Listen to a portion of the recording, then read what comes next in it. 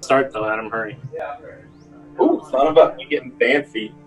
I'm unmuting everybody. Okay, now people can hear us chatting as we wait. Oh no! And I wrecked him. Damn near killed him. There's the D&D Beyond thing, and look, you can mess with it. There's D&D Beyond extension. Over to the right. Nice. I think I'm pointing to the right side. I got it. Awesome. Yeah. You can see our character sheets and stuff. What's up? Awesome. Oh. How's everybody doing? Oh, that means Hello, I can everybody. We are back. look at all the. Hello. Yeah, son of a- Hey. How's everybody doing? I am Quasal. Son of a. Hey. I have 100 temporary hit points now. Oh my It's gosh. just so nice to see all the names popping up. Yes, It's- it is. I know, Noah no dear. Oh, what's up, everybody? Critical Role is filmed I'm live before Kusal. studio audience. Oh, I heard a noise. What was that I noise? took 100 damage. What's up? Yeah! Oh. Sarah. With a little zombie. Oh, Sarah we- subscribed? What? Yeah. That's what that noise is? Yeah, that's what it went. Yeah, I we're don't know. not This used is to my that. own channel. I don't know how it works. I'm going to mute the award during the stream. Okay. All right. And, I don't know if anybody's noticed this, but now that we've been upgraded, our delay is only 3 seconds. Oh. Yeah. Yes, we are affiliated. now. Randall! Randall! Hi! Nice. No, we can totally. Doesn't have the. No, we can totally curse. We haven't. Oh yeah, well, thank you, Xylate Xylate. 606 for following. Followers. I like the little zombie. I love this zombie. Yeah. I know. The zombies. Zombies. Why not a zombie? It's weird to watch this with the delay because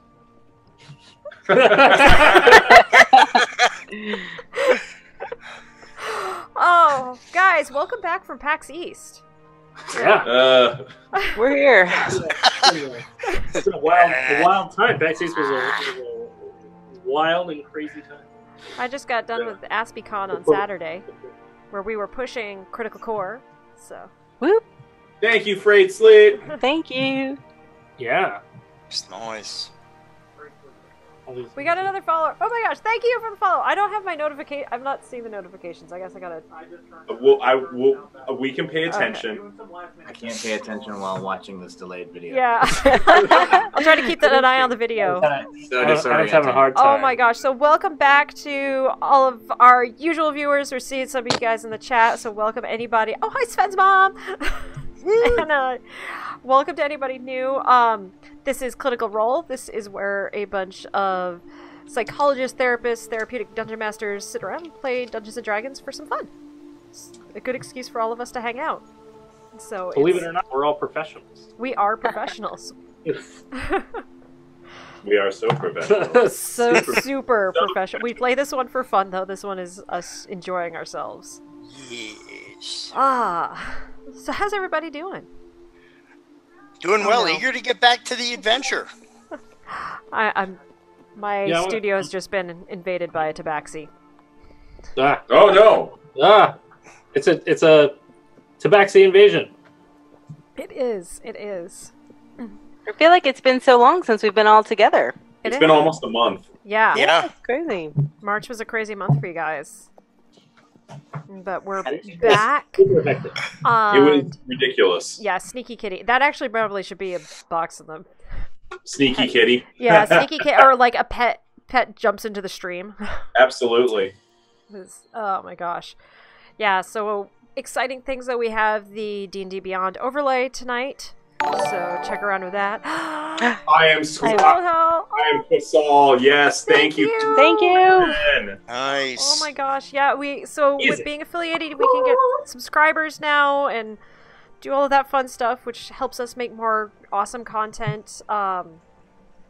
So I'm just really excited for all the things that we're trying to do here. Let's quickly go around. Actually, we're really bad about introducing ourselves. I'm bad at getting us to introduce ourselves at the beginning of the stream. I'm like, oh, people are back. They should know who we are, right? Not really. We're us. Us. So let's go around Jack, let's start with you. Just introduce Oh. yourself and your character sure. a little bit. You got it. So I am Jack Berkenstock. I'm the executive director and one of the founders of the Bodana Group, an organization in York, PA that uses therapeutic board games and tabletop role-playing. I play the character of Baron Valdusi. I'm a ranger, and my passion is protecting the wild from the evils and greed of men, while making my friends, my new friends, and helping them bounce back from what they had before them and where they are going. So, good friends, well met. Why is that funny? Why are you laughing? No, he's laughing I'm at laughing at the chat. us. What? I'm so, what's going on? Who's the guy without a beard? It's a very good question. Is this Pod Immeral? But that is my introduction. So, go ahead. Rachel, go to you next. I am Dr. Rachel Kowert. I am the research director of Take This. I work alongside Dr. B. We're a nonprofit organization that provides mental health information and resources to the gaming industry and the gaming community. I play Enkai. She is a druid/rogue. Most people know her as Captain Ishka, a famed pirate captain, but she has recently come inland on her own little secret mission and has joined up with this band of bandits. You're not bandits. This band of brothers on to follow some visions about some imbalances in nature. So she's here to help out. Awesome. Before Merry we jump folk. to the next one, thank you, son of a Band of Merry Folk. Yeah, band of merry folk. Yes. band of merry folk. All right, going to our Seattle crew. We'll start with the strange beardless man. Oh, well, hello, everybody. I am the beardless stranger, formerly known as Dr. B. Which is so weird, because I only had a beard for like 6 months. A lot of our longtime viewers, actually, the beard was a relatively new thing. But I am the clinical director of the organization that Dr. Kowert mentioned, Take This. And I play the salty orphan elf Immeral. I mean, if we want to get technical, he's got some attachment issues. Little spiky, but likes people eventually. Wants to be included, doesn't want to get hurt. Push, pull. It's an emotional thing. But yeah, we're back. Welcome to everybody who's new. This is awesome. Yeah. The middle Adam. I'm the middle Adam. I'm Johns. I am the executive director of one of the executive directors of Game to Grow, an organization that's dedicated to using games of all kinds for therapeutic, educational, community growth. I also play Baeridin, who is a gnome who believes he's a dwarf. Baeridin was found in the forest as a young child, where he was adopted by a group of dwarf barbarians and brought up within the Moonfang clan's great traditions until the Moonfang clan was slaughtered. And then Baeridin and his brother, Gragnold, traveled the lands where they eventually ran into everybody else. But Baeridin has a greater destiny that's not yet quite known to him. And as he has learned to embrace his shape-shifting druid powers, he is also trying to figure out his place in the ever-expanding world, while mostly making jokes about everybody else. Does he have any other companions? Baeridin has 2 companions that he likes to keep along with him, which are Hobbs, the flying monkey, and Bun. The rabbit who apparently was actually a horrific monster that accidentally got shape-shifted into a rabbit. But Baeridin doesn't actually know that yet. Yep. What's up, Wandering Shrink? Hey. Wandering Shrink. All right, and last but not least. Last but not least, I am the other Adam, the other executive director, the other founder of Game to Grow. I am playing Gragnold, the dwarf barbarian.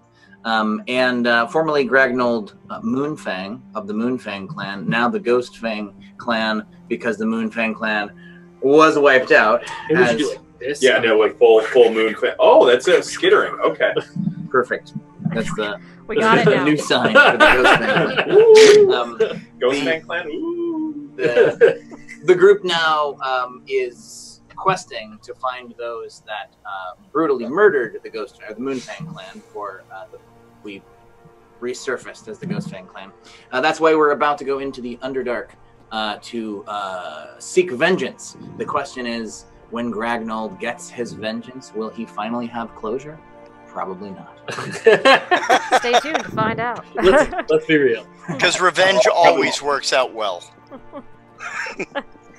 And I'm Dr. Megan Connell, your dungeon master for this game. I am the co-founder of Geeks Like Us. We are a community based on bringing geek interests together and sharing geek passions and academic side of geekiness, as well as just the passionate side of geekiness. I'm also the writer, producer, and host of Psychology at the Table, a YouTube series talking about how to be more inclusive at your gaming tables. And new episodes going up every Thursday.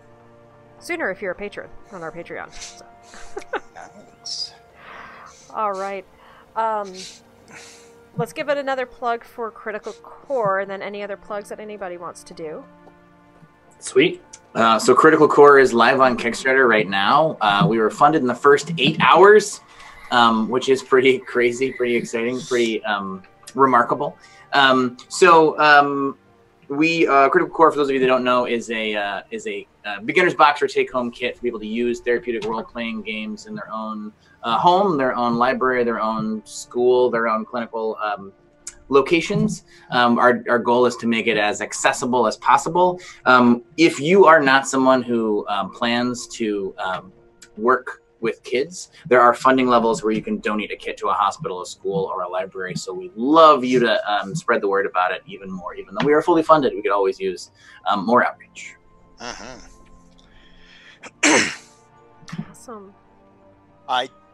If I could jump in, as far as for Bodhana news, Save Against Fear 2019, we're getting ready next Monday. We'll officially launch our ticket sales for this year's event. We are very excited about a lot of the new special guests that we brought on board this year, and our increased focus to offer therapist information, whether educational or in-session content, to help kind of, teach how to inject this into your practice or your classroom. So please feel free to check out next week, Save Against Fear. So that is my plug for this episode. Thank you. It's an awesome conference. It's a super fun conference to go to, and now that they've added in the counseling track, I'm really excited to make it there. Yeah, it's actually a 3-day game con. I should have probably mentioned that. It's for board games, role-playing games all weekend. All proceeds benefit Bodhana, so we can offer our services to low or no cost to the folks that need them. So you're gaming and you're supporting, which is awesome. Yeah. Thank you. All right. Any other plugs? Go once, go twice? Nope. All right, guys, time to get into the game. So we'll have our recap. As a reminder, the cast does not have chat up during the gameplay. We will take a break around 10:30ish Eastern time, and we'll pop back into chat and say hi to everybody at that point.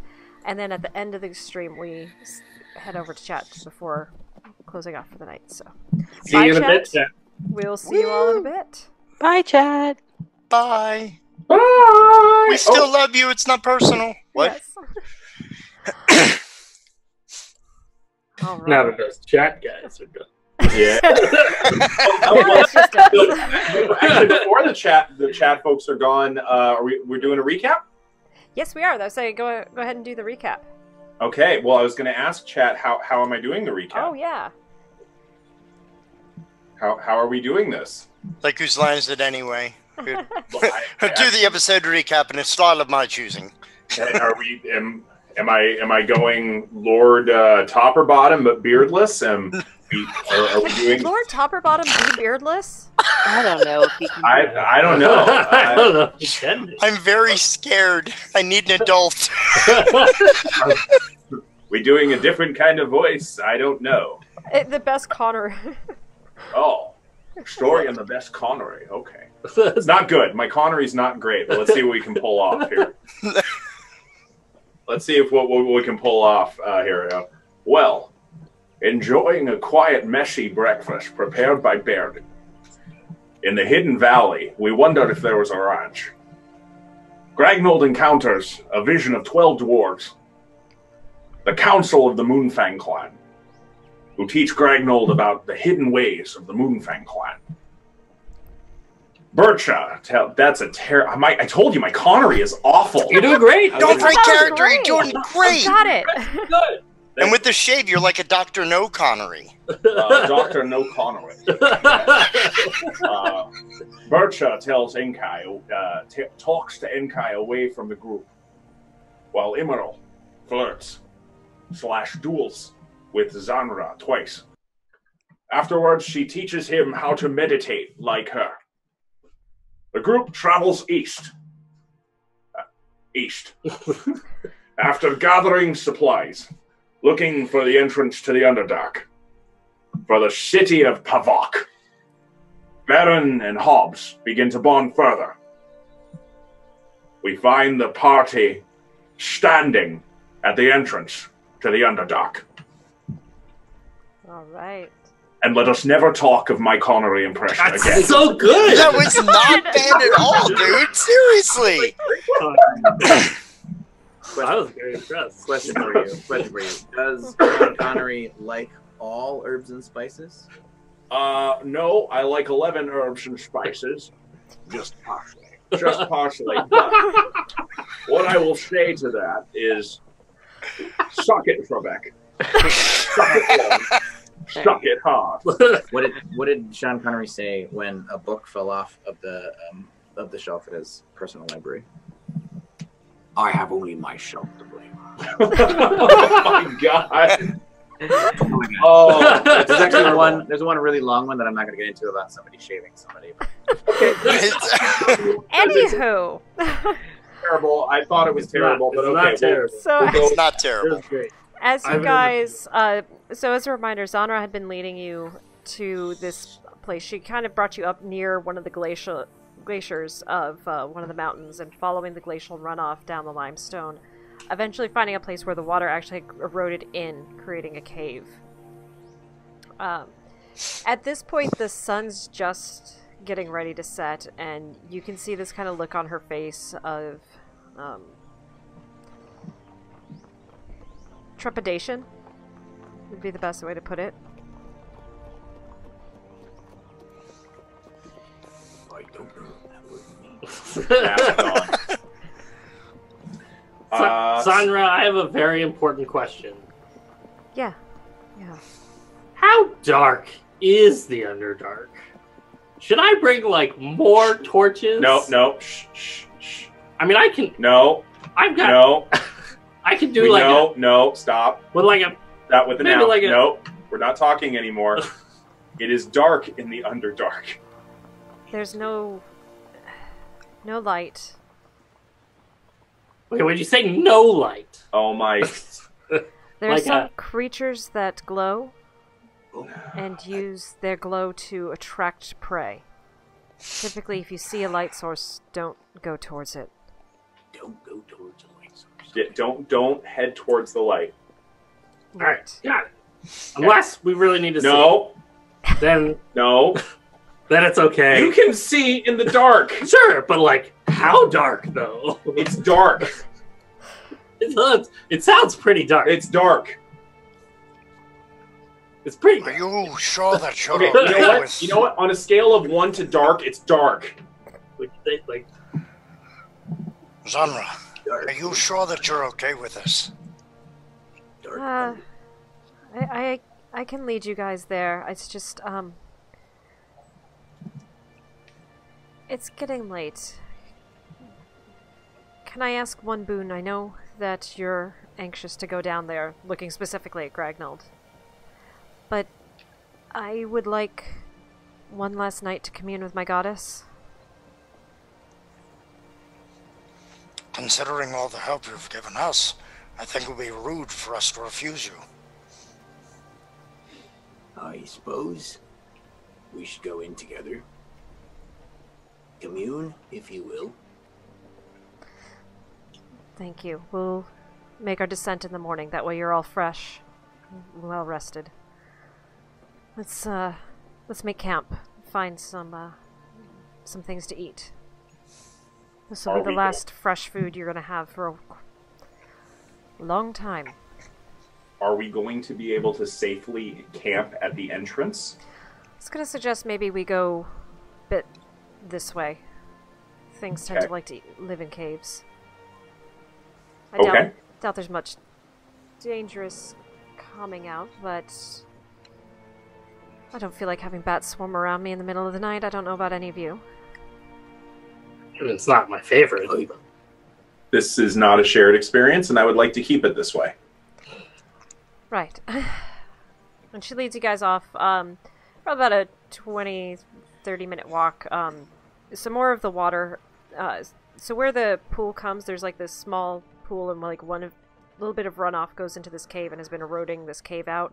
And then the other leads down more towards a lake, and she leads you kind of towards a lake and back a little bit into this fairly sheltered area. And you guys are pretty quickly able to set up a camp. Would there be anything that you all would want to talk about or discuss as you're setting up camp? Well, I would sit down. Who looks more troubled, Enkai or Zenra? Zenra seems to be busying herself. She's trying to help out, and like she's seeming to like. If you guys are finding some berries and things, and she's eating a lot of the berries and stuff. What's Enkai doing? I wouldn't say I look troubled. I'm probably just sitting in the camp, maybe by the water, just resting. Okay. I'll go over and I sit down next to Zenra.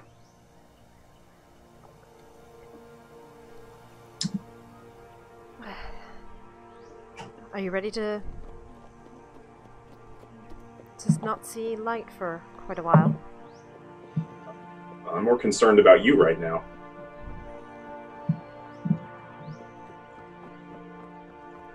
This isn't a place I want to go back to, but you all will die if you don't have a guide.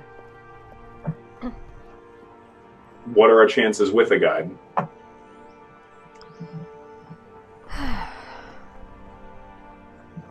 Seeing as where you're wanting to go? 40-50% possibly? Living or dying? Do you want that answered? Oh boy. So basically, you want to really commune with your goddess one last time. Yes.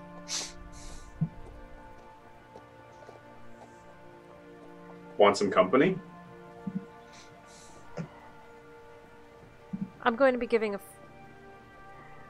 full dance to illustrate tonight. If you wish to accompany and commune, you might, but... Well, anyway. She looks over and the sun is set at this point. It's starting to get dark, and you see the moon starting to come up. She beckons me. And she nods to you all and starts walking off. She does leave her pack behind and her cloak. I go with, and I'm gonna try and commune with her and see if I can remember any of that dance thingamajigger that she tried to teach me. Okay.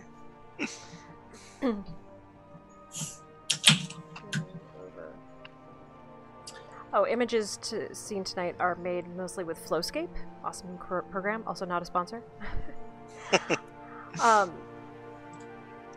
She wanders kind of around the lake, out of sight of the camp, and she stops and kind of looks at you, kind of raises an eyebrow and shrugs, and takes her two swords out and sets them on the ground, and then she starts taking off a lot of her outer clothing. Oh! And one of the things you see right away, as this is the first time you're seeing her arms and legs, She's not getting naked, but she's stripping down pretty much to her underclothes. Her body is just covered in scars. Some look like sword wounds and other things that maybe Immeral has from some of his battles, but also, especially like along her back, there's a lot of claw marks and things, areas of like deep gashing, and make a perception check.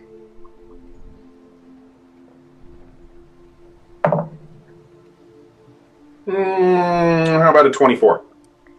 Also, as at one point when she's reaching down to grab her two blades, you see on her shoulders definite markings of like being whipped or flayed.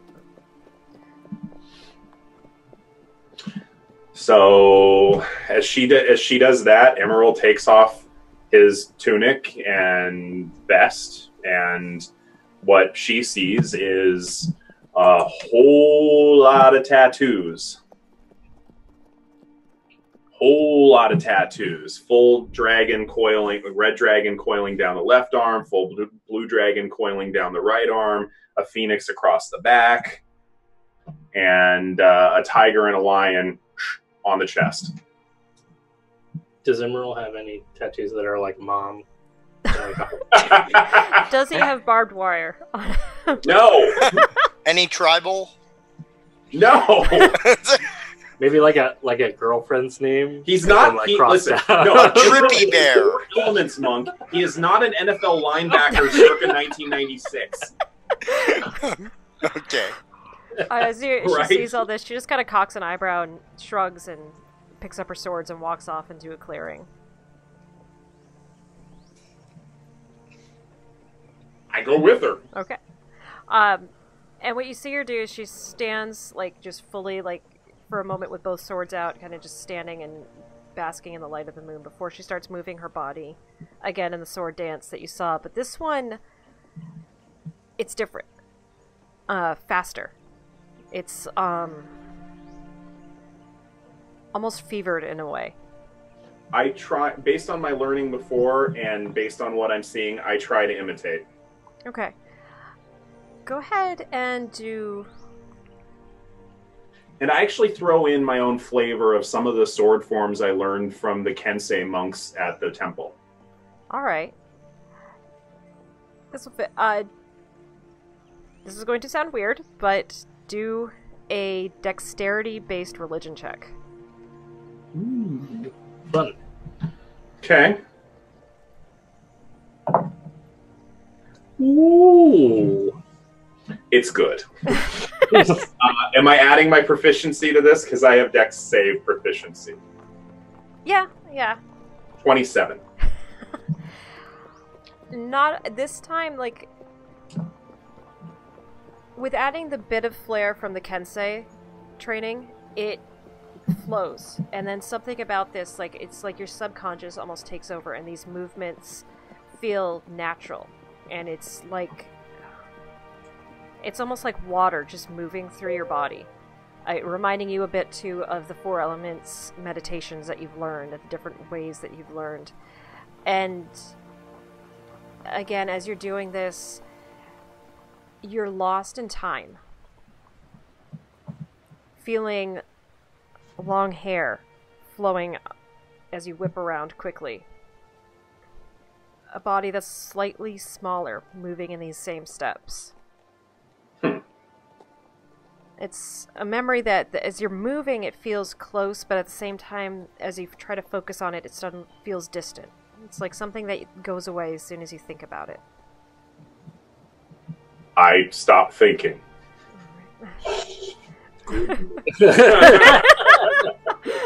Done. No problem. And you just flow into this dance. Out of curiosity, would have anybody else have followed them? Nope. I don't think so. I think Baeridin would turn into a bat and fly around with all the other bats. And mostly, like, yell at them. But, like, in a friendly way. Like, sort of going, like, hey! Hey! Hey! He's just running. He's just flying around. Baeridin the bat goes full Harry Carey. Yeah. Hi! Baeridin is the true Batman.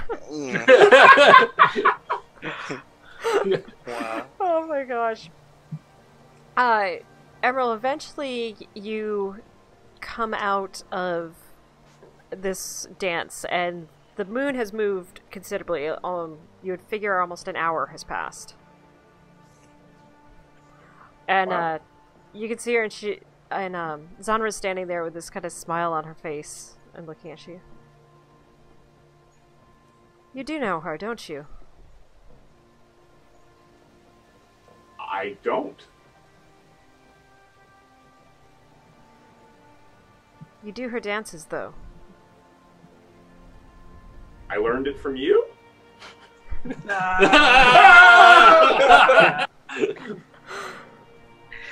No. Not that fast. Some of those moves you just did, you never have seen me do before. Oh, yeah, I threw in a little flare from the temple where I trained. It seemed natural.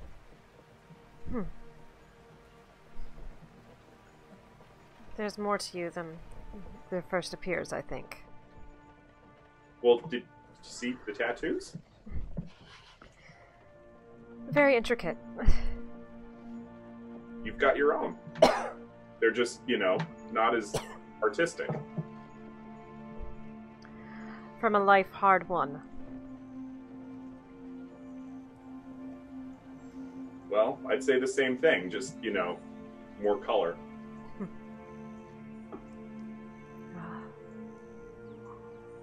And she goes over to the lake and takes a few sips of water. And she sits down and just looks at the moon reflecting on the water. I'd go and sit down next to her. I'm going to miss her light.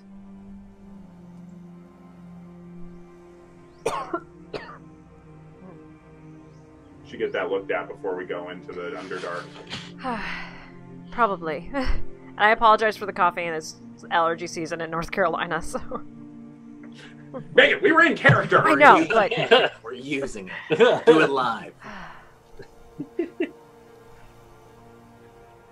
Well...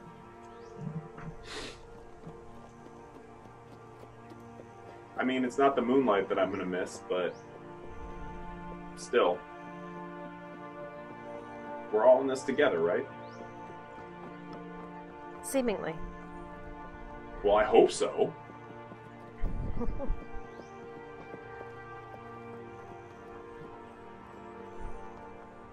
So let's sit down. Let's just enjoy the evening. And she kind of looks around because she's already sitting. Okay, yes, so it's a reminder, all right? It's a reminder for us to just be here in the moment.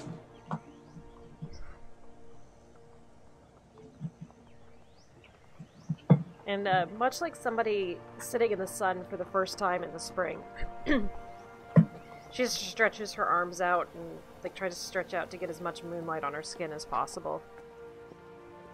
Again, I begin to awkwardly imitate her, kind of like an 8th grader going out on a date for the first time. Oh, hi! The real story of how Adam and Adam met.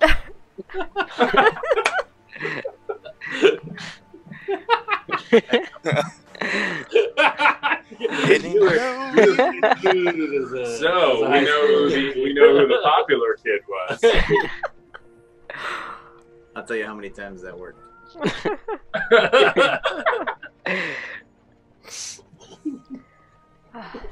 It worked just now. Yeah, seriously, we've got video evidence that it worked just fine. Yeah. And she just would smile and just sit quietly, basking in the moonlight. Oh, there's another tabaxi. Tabaxi invasion! Gragnold is gonna pop out of the reeds, like in in The Little Mermaid. Are you going full Sebastian? Yeah. Oh.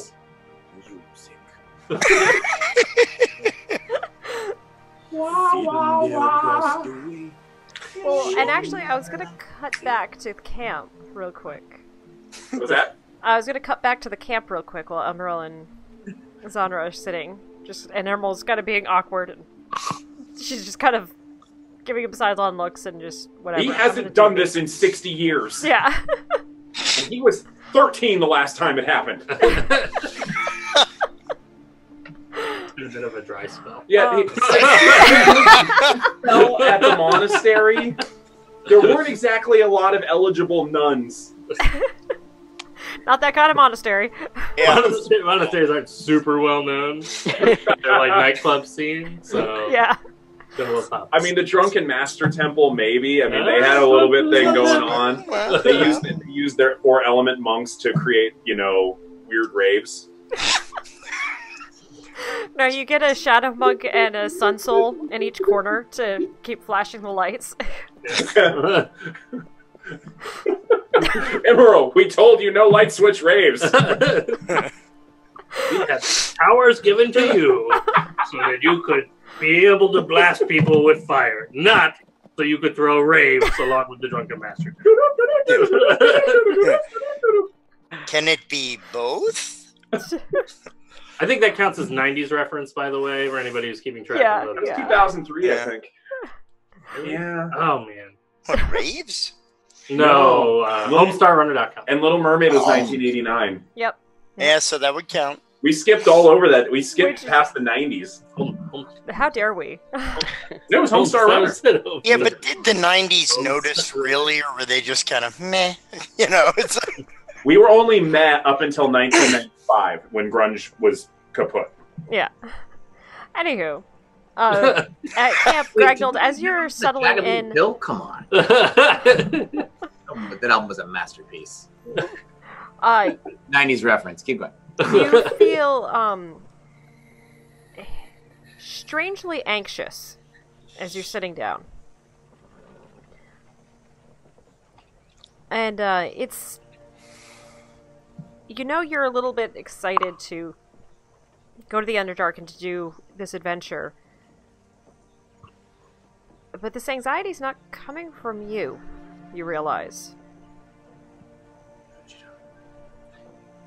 Is it coming from all the bats I'm hanging out with? No, this is Gragnold. Oh, I wasn't sure you were talking to me. Sorry, yeah. Is it Dawn? Do you ask her? Yeah. I'm feeling like something around me is anxious, and it's not exactly me. Is it you? We're going to bring light to the dark, right? Yes. Going to the dark, We're gonna cut off lots of heads. and you definitely need me in the Underdark. Are you nervous? I don't really want to. You know that place you found me? Yes. As much as I can figure, I was there for 1,000 years. Existing without being able to see any light, and when you're supposed to be the one that brings light to darkness, that's not... I don't want you to die, because I don't want to be in the dark again alone. I won't die.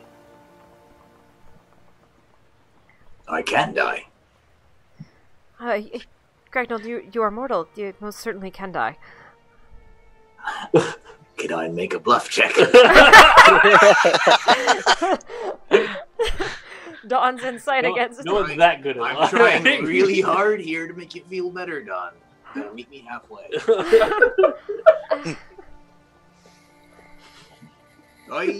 I will only die when people stop remembering. Therefore, I will never truly die. So, you'll be fine. You promise?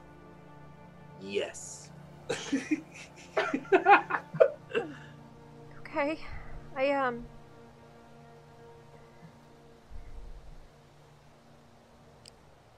What'll make you feel better?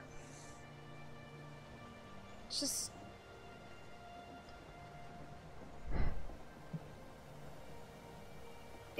If everything goes sideways, is there a plan for at least one of you to get out?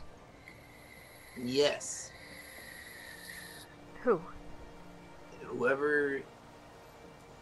Well, hopefully all of us get out. Let's be honest. Right. We don't exactly have an escape plan. We don't need to escape. Get in there. Kill everyone. Who needs it? I know. We talked about this. Not everyone who looks like an enemy is an enemy, but most people who are enemies are enemies. I think. That sounds about right. Yeah. I don't want to be lost in the dark again. I don't want to spend another 1,000 years alone. I've come to like being with you guys. I tell you what, if I'm gonna die, I'll make sure you're in good hands. Someone will take you back to the light. Okay, thank you. I won't die though. Better not. I better not. You're right. I'm immortal.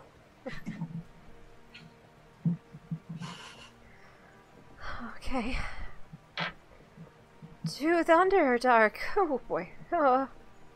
Dawn, remember, it's going to be okay. Alright. We are born for this. This is our journey. I agree. This is where we go. This is where we go. Alright. Thank you. I'd prefer to go out in a blaze of glory. And I hope you feel the same way. I don't know that I can stop existing. Well, that makes it so easy for you. You are immortal. Right, and I don't want to be shut away from the dark into the darkness again. Well, me either. I don't blame you. But at least you always have something to look forward to. Alright. I'm not helping, am I? No, it's better? Good. And you will feel like a little bit of that anxiety has calmed down a bit. It's still there. Whenever I'm feeling anxious like that, I tend to let my anger out. And that helps me feel better. So, if you're underneath all that anxiety, Dawn, is some anger, we can use it. So hold on to that. Alright. Because when we're cutting heads off tomorrow, Well, from what I've overheard what Zanra says, I kind of hope we just don't find much of anything and we go unnoticed. that won't happen. I'm looking for things to kill. Oh, it's a hunting expedition, right. Mm-hmm. Okay, thank you.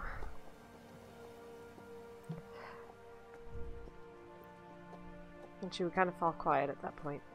Sorry, it's hard to tell when you want to stop talking, Dawn, because you don't have a face. Right. I'm done talking unless there's anything you want to talk about. Really explicit communication.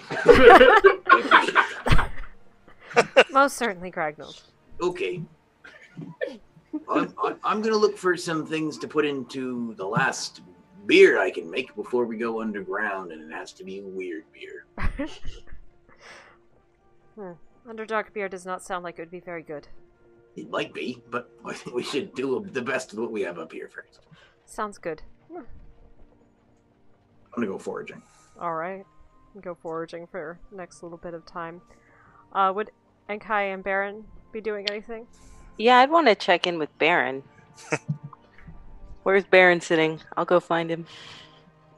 He's sitting over by the water. He's picking up flowers and just kind of spinning them in his hands.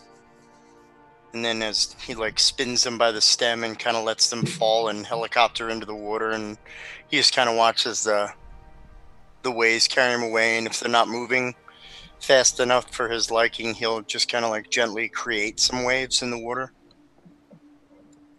I walk up to him. Are you nervous? What are nerves? They only get a man killed. Fears, I have those. But those are different. Fear of what's to come? Fear of what I might leave behind. Well, that doesn't sound too optimistic. It's not optimistic, it's realistic. Every time you're doing something very important, there should be an element of risk. Otherwise, what's the point? So you take stock of what you have to lose. It gives you more to gain. That helps drive me forward. What about you? Avoiding your own fears by asking about mine. I'm not afraid of what's in there. I just... You should be. Have you ever been to the Underdark? I have not. But it's where our journey is taking us. So why be afraid? Don't you feel anything being so far away from your element of comfort? That's a different question, Baron. Along a similar vein. I was given a chance to leave the group and not journey to the Underdark. But I didn't take it. I came here because this is where our journey has taken us. So yes, I miss the water. This is where you chose your journey to take you. That's what Lady Birch just said. Have you been talking to her? That's what she said too. No, fate is not chosen for us. We make choices. We just don't give ourselves the credit. Well, it seems we all chose this path. Yes, that we did. We all did. There's no point in putting our energy into the fear. No, the fear will be there whether we want it to be or not. Well, I think that we can all just kind of ride the wave of the courage of Gragnold. He seems to be pretty steady. He is a brave one. He is. They all are. They are. We all are. Apparently. Well, I make a promise not to leave anyone behind. Agreed. Once is painful enough. I put my arm on his shoulder. He reaches up and grabs the hand. You're a good friend. As are you. Just a man. We'll come back. Don't worry. You're not losing. You're not going to lose what you're leaving up here. It's not what is here that I'm afraid of losing, but that's a tale for another day.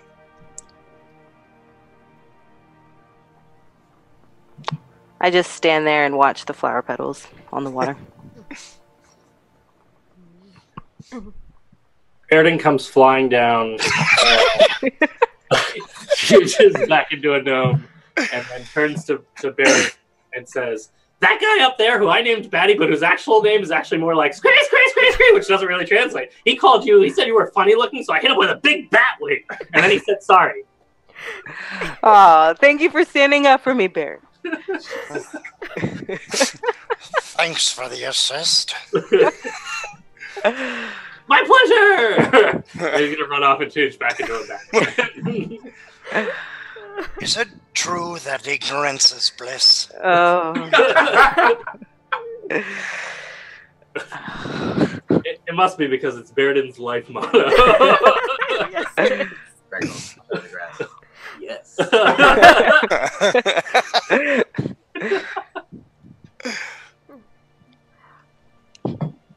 Alright, and Emerald and Zonra are just sitting quietly, going into a meditation. Or are they? Immeral's trying to awkwardly inch his way closer till they're like touching shoulders. Yeah, you're right. That would be awkwardly inching over. What are you doing? Over a period of 5 to 10 minutes, so as to not be obvious. So you're spacing the hops? Yes. Well, just kind of. Oh no, I'm getting uncomfortable and I'm shifting slightly. Make a deception check. What's that? Make a deception check. I was like, what? Okay, so deception and flirting is a deception roll. All right. Well, no, the awkwardly squirt. Oh my god. Oh, there we go. Oh no, I'm uncomfortable sitting on the rocks. I'm just going to adjust slightly this way. But not be so obvious. Okay, deception. 17. 17, okay. Yeah, she doesn't seem to pick up on what you're doing until, you're right next to her. So, oh. I can move over, I'm sorry. Denied!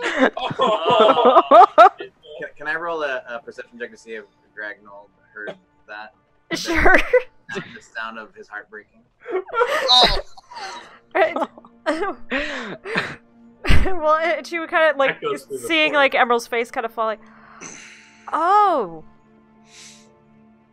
okay, I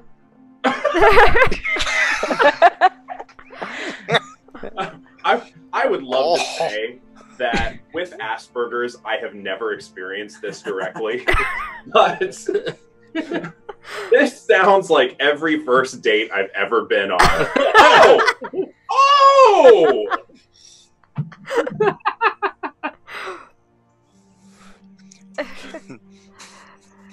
She kind of looks at you and is like, Oh my god. I want you to understand something. Once we go below, there's No hanky panky. no time to... You should try that this may be our last night on Earth. Oh, yeah!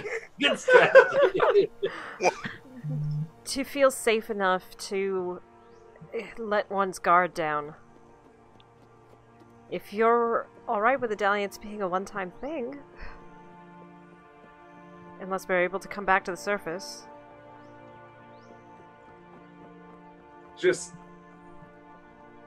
Let's just enjoy each other's company. And we will draw the veil, because we're classy.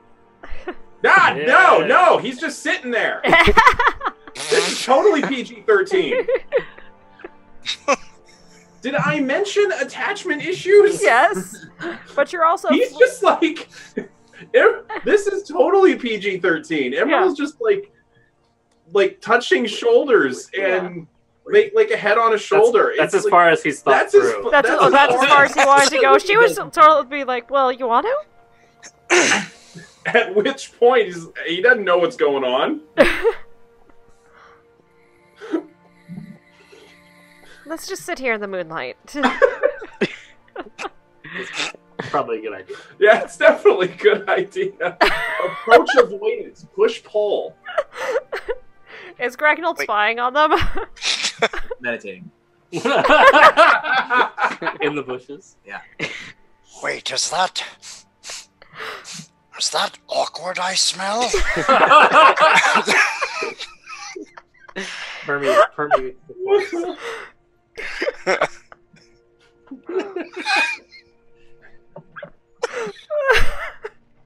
I'm sorry, I broke Megan.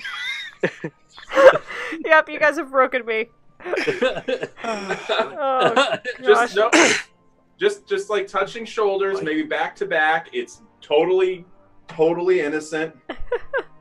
You guys wanting some alone time? Emerald turned. Did you actually say that? Yeah.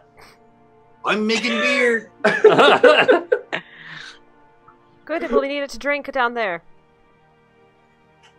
I didn't hear what you said. We'll need it to. Oh, never mind. Here. There's too many reeds. There you go. One for you and one for you. I won't come back again. But I won't be listening much.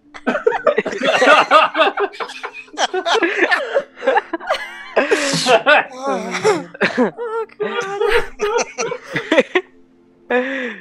DM crying from laughing. Check that one off.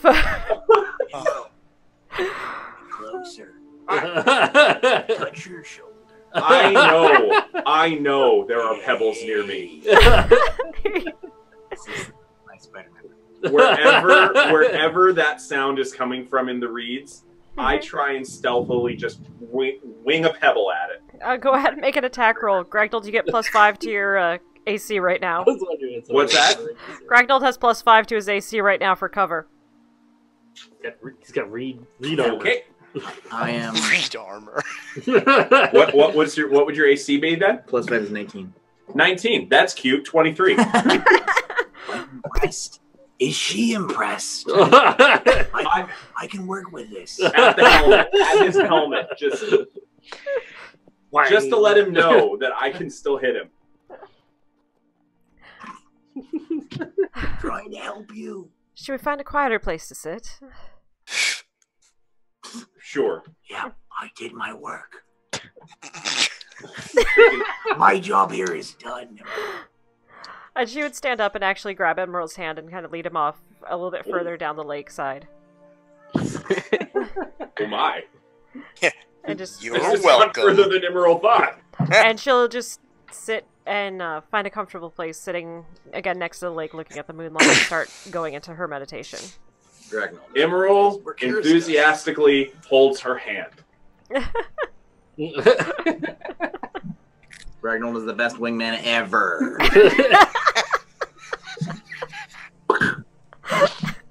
Mark it.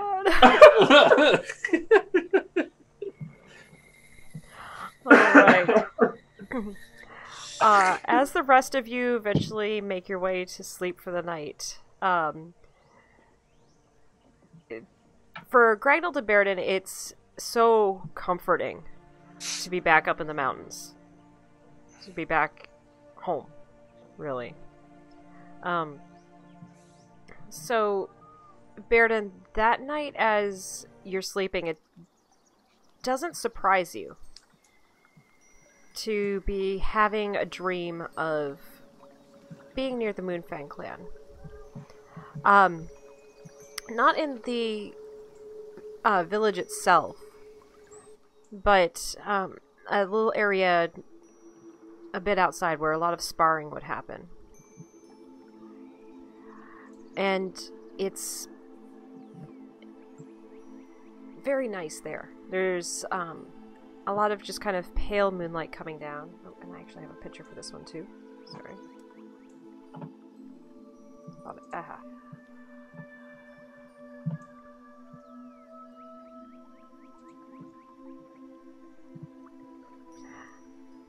And you can see the stars in the sky and water nearby. And this gigantic wolf comes up to you. This is like no wolf you've ever seen before.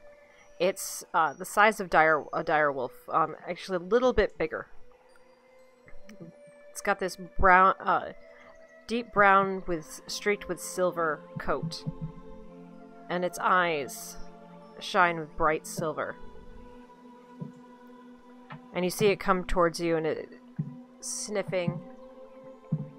And kind of the hair starting to stand up as it starts just to give this little low. I imagine the Moonfang clan often encounters wolves in a friendly way. Mm-hmm. So I'm imagining Baeridin recognizing this is a larger wolf and maybe an alpha. Mm-hmm. Baeridin sort of gets down and gets below him, and gets on all fours and growls back, but in a less aggressive tone, like a. All right, and you see this wolf kind of coming towards you and running up and just stopping short and kind of baring its teeth almost in a challenge. And Baeridin will hold his ground but keep his head lower, like showing he's not afraid to step up to the challenge, but he's giving like alpha status to the other wolf. It sniffs at the air, and then it looks at you and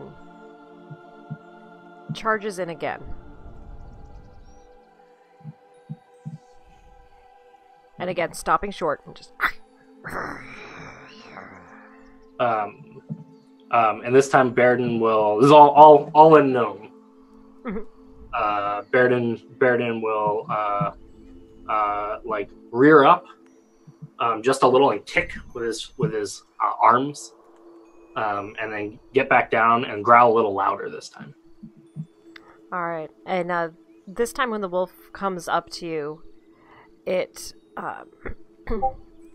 actually like smacks at you with its paw, and again, kind of just this growl.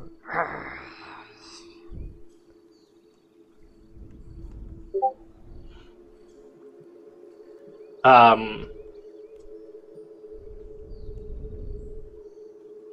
it doesn't seem like he's backing down.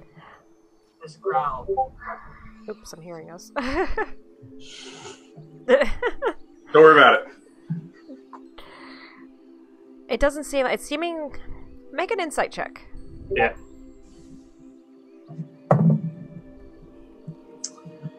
Uh, 18. 18. It's seeming like it wants to spar. Oh, okay. I'm up for a friendly bout. Then in that case, Baeridin will shapeshift into a direwolf.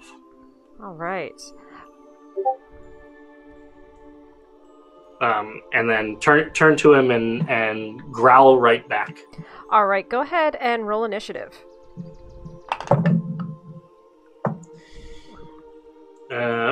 4. All right, as you transform into this direwolf form, not quite fast enough for this wolf. So what you see is this wolf starts barreling towards you and then opening up its mouth to make a bite at you. So that's going to be 16 to hit. That'll definitely hit. All right. 6 + 4. Are you kidding me? That's such a bad roll. 9 points of piercing damage.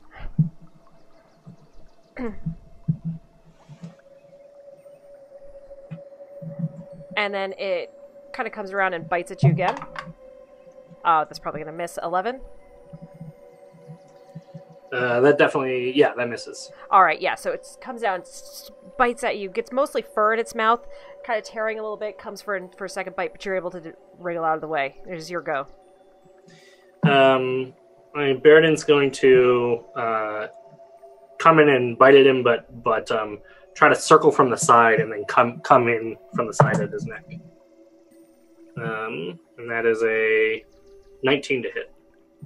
19 hits. Yep. So 9 damage. 9 damage? Alright. So you come in from the side, going and getting some purchase through the thick fur. Do you have a secondary or just the one attack, right? I think direwolves just have the one attack. Yeah. Alright. And so it's going to come around. As you came in and kind of slammed it to its side, it's going to come over and bite at you again for 21. That's going to hit. A little bit better. 11 points of piercing damage.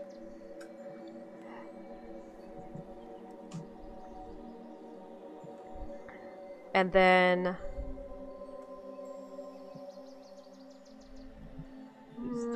is it going to do that? No. You see as it turns around this side, comes in, bites at you really quickly, and backs off, looking at you and snarling a little bit. You do notice, like, a bit of a glow coming from its eyes and around its mouth as it goes in to make another bite, which will miss with an 8. more nipping at you, trying to just be aggressive. Do I get the sense that this is the wolf god? That would be a fair assessment. And silvery hide and silver eyes. It doesn't necessarily change. If he wants to spar, then it's a spar that he gets. Yeah. I'm going to use my combat wild shape. Okay. To regain, I'll use a 3rd level, so 3d8 hit points. 4, 7, and 4, so 11. Nice. Is that your action or bonus action? That's bonus action. All right. And then I will go in for another attack. All right. Go for it. This time, since I've already kind of grabbed him from the side, what I want to do is I actually want to go in for a bite, but instead turn my body and slam into him from the side. Oh, you're gonna shoulder check the wolf god? Ooh, nice. So do a strength check with that.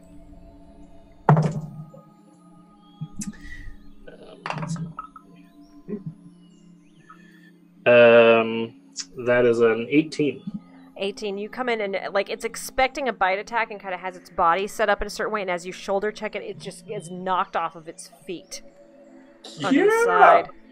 And then I'm gonna like put myself on top of him and growl at him. Nice. So as you're doing that, it looks up at you and like it kind of smiles in like a wolf way, and goes to push you off of it. Go ahead and make a strength check for the direwolf. We'll just see how successful it is in pushing you off. Great. 19. I got an unnatural, so dirty 20. Ah. So it pushes you off, but it's difficult for it. And then it comes in and it goes for another bite attack against you. With a 18 to hit. That'll hit. Alright, doing 10 points of piercing damage, and this time as it's biting you and you feel like more of the power of it, you also take 8 points of radiant damage. Ooh.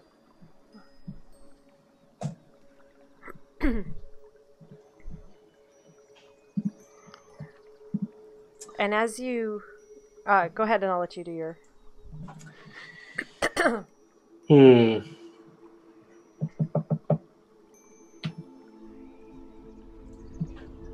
Okay. I'll go in for another attack and do another heal. Okay.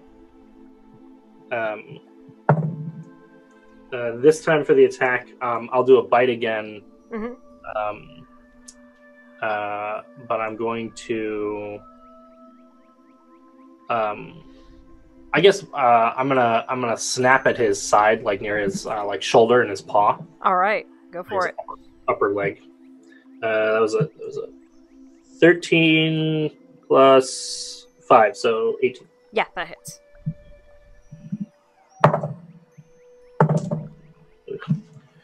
Um, 7 damage. 7 damage. All right. And I'll blow a 4th level spell slot on my heal this time. All right. So seeing that bite connect, like there's this kind of look of almost satisfaction as it goes to make another bite against you. For 16. That hits. Another 10 points of piercing. This time the radiant damage does not come. Yeah. Go ahead and make a quick insight check. That's not great. 6. 6. This is scary. But after it finishes its attack, it starts to back up, and you see this like silvery mist starting to come around it. And just as it's backing into the mist, you hear it's going, "You show promise, young cub." And the last thing you see as it fades are the 2 glowing silver eyes. Baeridin's just going to say back into the mist as he fades away, and say, I will do you proud in the Underdark, Master. Right. And then after he fades away, he wants to just sit in the moonlight in his wolf form for a while. Yeah. You just gotta sit and enjoy it, and like you could feel it's incredibly restive and restorative being in this place. Like the mist that kind of floats around you and floats through you, you feel it rejuvenating you. Essentially, as Baeridin's getting his long rest, you're feeling that long rest kind of coming in from this dreamscape. And finally, Gragnold. As you slip into sleep, you find yourself in the council of the other 11 dwarves. And they're all sitting there with you. So, do you have questions? Concerns? Anything? Any counsel you want? We have other histories to teach you. Oh, I am good.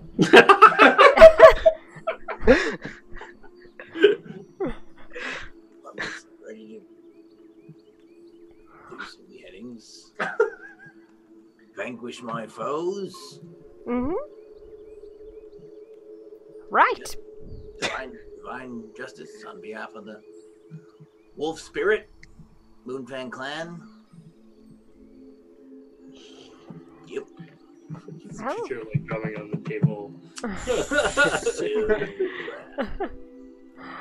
And as you're looking around, you do see one of the elves kind of facepalm slightly.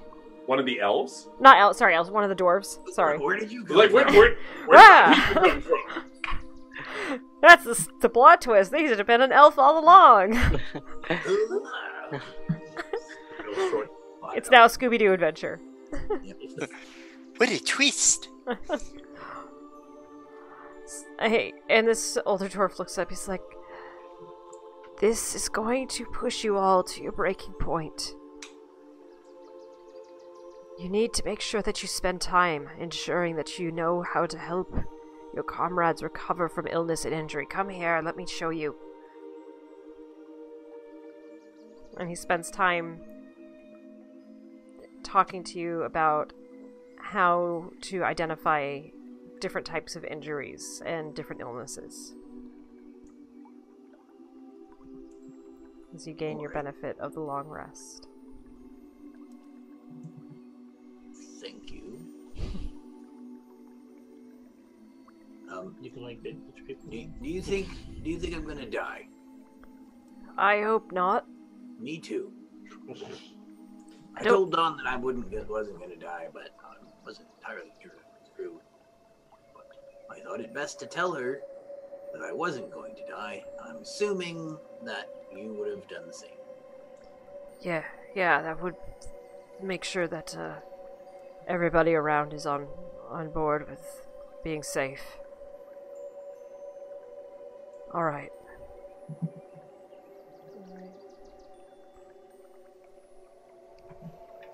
And Enkai and Barrett, any other things for the night? Nope. Okay. So eventually, the night passes. After the moon sets, Zonra leads Immeral back, to their clothing first, and then get dressed and head back to camp with the others. She walks around gathering some more berries and things, putting things together for a very good, fresh breakfast filled with... the entire breakfast is just fresh foods that can be found. So everybody's around the campfire? Mm-hmm. Well, I look at everybody and say, so we're about to face danger beyond our imagination. Sounds like it. I can imagine a lot of danger. I know you can. So, But have you ever imagined like a four-headed elephant? oh, I'm going someplace with this. Oh, I thought we were trying to imagine a lot of danger. No, I'm being dramatic. Oh, I offer a toast of our last potion. No tricks, no nothing. If today we die, I'm going out in style. Today, we won't die. But I take out the last potion of wonder from the bandolier. All right. I down it. good Draw luck. a deck from the Post of Wonder. Potion Deck of Wonder by Gemhammer. They are awesome. They are not a sponsor, but they are amazing. We love them. Hashtag. Hashtag not a sponsor. Yeah. Hopefully, hashtag not a sponsor. Yes. Which would be very cool. Let's see here. Okay.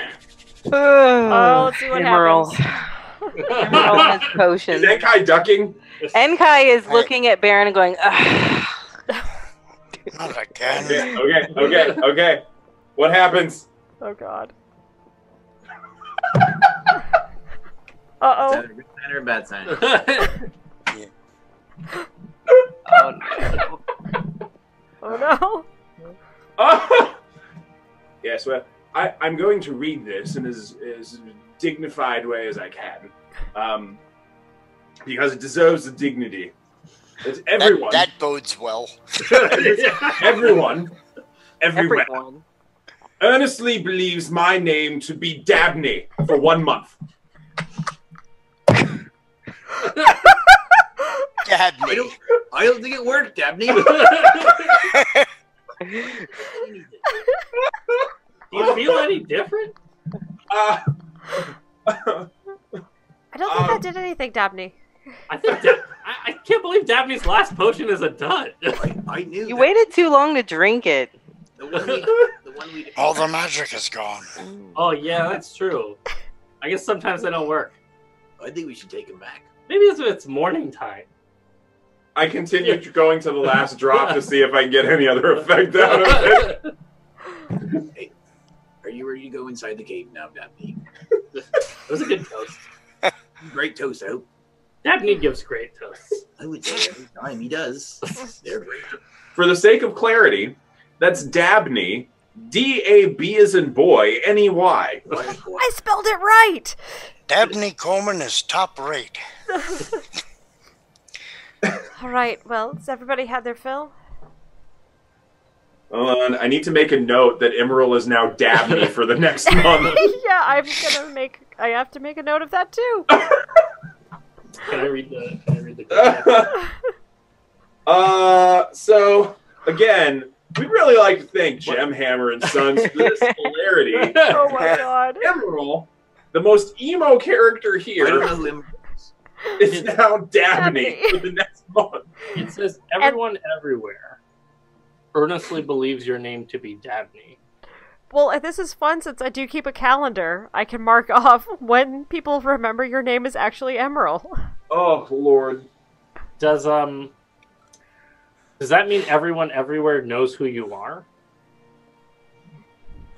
Or just when you introduce yourself, regardless of what you say, they believe your name to be Dabney? I would say whatever's the funniest. Yes. Yeah. That's No, I'll leave that up to Megan to decide. I would say, Just pointing it out doesn't that- matter. You could say, "Hi, I'm Emerald." They're just going, Yes, Dabney! Dabney! Dabney, nice to meet you. I'm curious if Immeral thinks his name is Dabney. Is everyone inclusive? Oh. of Immeral? That's a good point. My name is Immeral. Whatever, Dabney. Oh my gosh, this is going to I make do some think stuff it's- really funny. Personally, I think it's funnier if Emerald realizes yeah. that it's not. Immeral actually totally his name. knows his name is still Immeral. Yeah. I think Yeah. that's funny. But I could see the Who's Immeral? What are you talking about? Yep. Okay, so I'll have to make a note there. Dabney of the Moonfang clan. I actually, noticing all of this, Immeral looks around, pulls out the letter from his mother that these two saw him get from the orphanage. Joke's on him, I can't read. Who's this letter to? Oh. Dabney, why do you have someone's named Emerald's letter? That seems strange. That must be his ancient elven name. Whatever. Alright, are you guys Or ready? nickname. Like how you shorten a name into other stuff? I used to know someone whose name was Nick. Maybe his full name is Dabnemeral. I don't believe that's how names work. So, Immeral's looking at... Say it with me. Immeral. Dabney. Right. Dabney, we heard you the first time. Can you just put your papers away?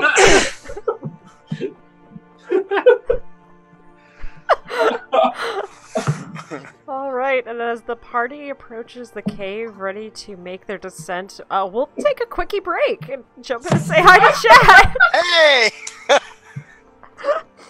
Perfect time. Oh, boy. Okay. Hi, Chad. Dabney. Dabney. Dabney. Oh, I have... Hello, deceptive mirror. Okay, because it says so... This is how much I love the community. This is for you. Yeah. This is how... The overlay. Oh, someone clip I'll be that, right back. That please. is awesome. Very nice. Very nice. No wonder. There Dr. you Dabney. go. Dr. B, Dr. Dab... Oh, my Oh God. my god. Okay, yeah, we'd like to... Oh, my God, Gemhammer's here? Thank you. Gemhammer, that's a great card. Thank you, Gemhammer. Oh my god. That is Yes, so we are wonderful. Immeral is now known as Dabney. Oh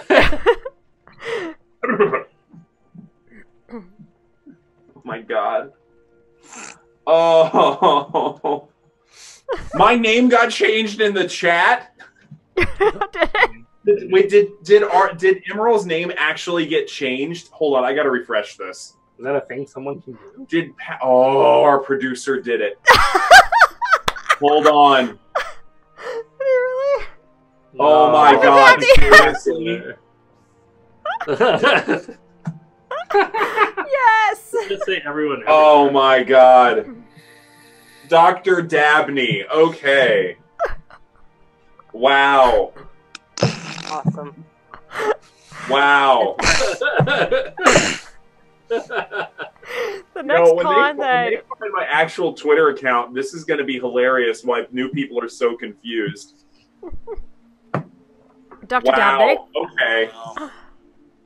For the love of God. See, now Immeral is going to get crankier and crankier about this. Not that anybody would notice, but... Yeah. Oh, Like God. Sven's mom, that's what he gets for shaving.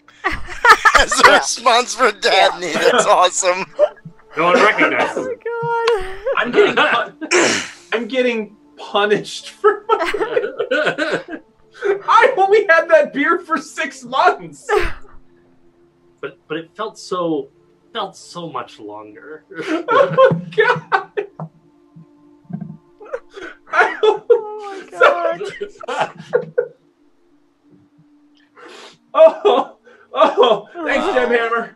Thank you, Dr. Dabney. Okay, there's a clip for this now. Yes. I'll bet this is your dabbing. Is it oh my God, I'm going to go through and find that. Let's make it a thing. Okay, so I just want everybody to be clear. I only generally have a beard for the winter, and so I'm going to get punished every time I shave it, huh? Yeah. I mean, Wow. Okay. I'm just catching up on all the chat stuff. So many things. Like, this is wonderful. I warned you, Dr. B. I told you. Are you kidding me? I did. Are you? No. Oh, Pterodactyl is leading some of the shenanigans in yes, this. Momster Manual.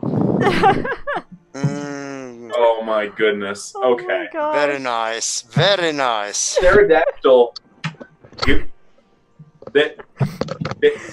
man can shave it. We're gonna have a if he chat wants about to. this. He can leave his friends You and behind. me.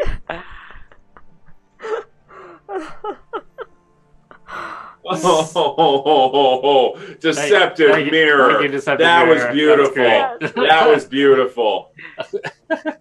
I can shave if I want to. I can leave my friends behind. If your friends won't Shave, then if they don't shave, then they're no friends of mine. Yeah.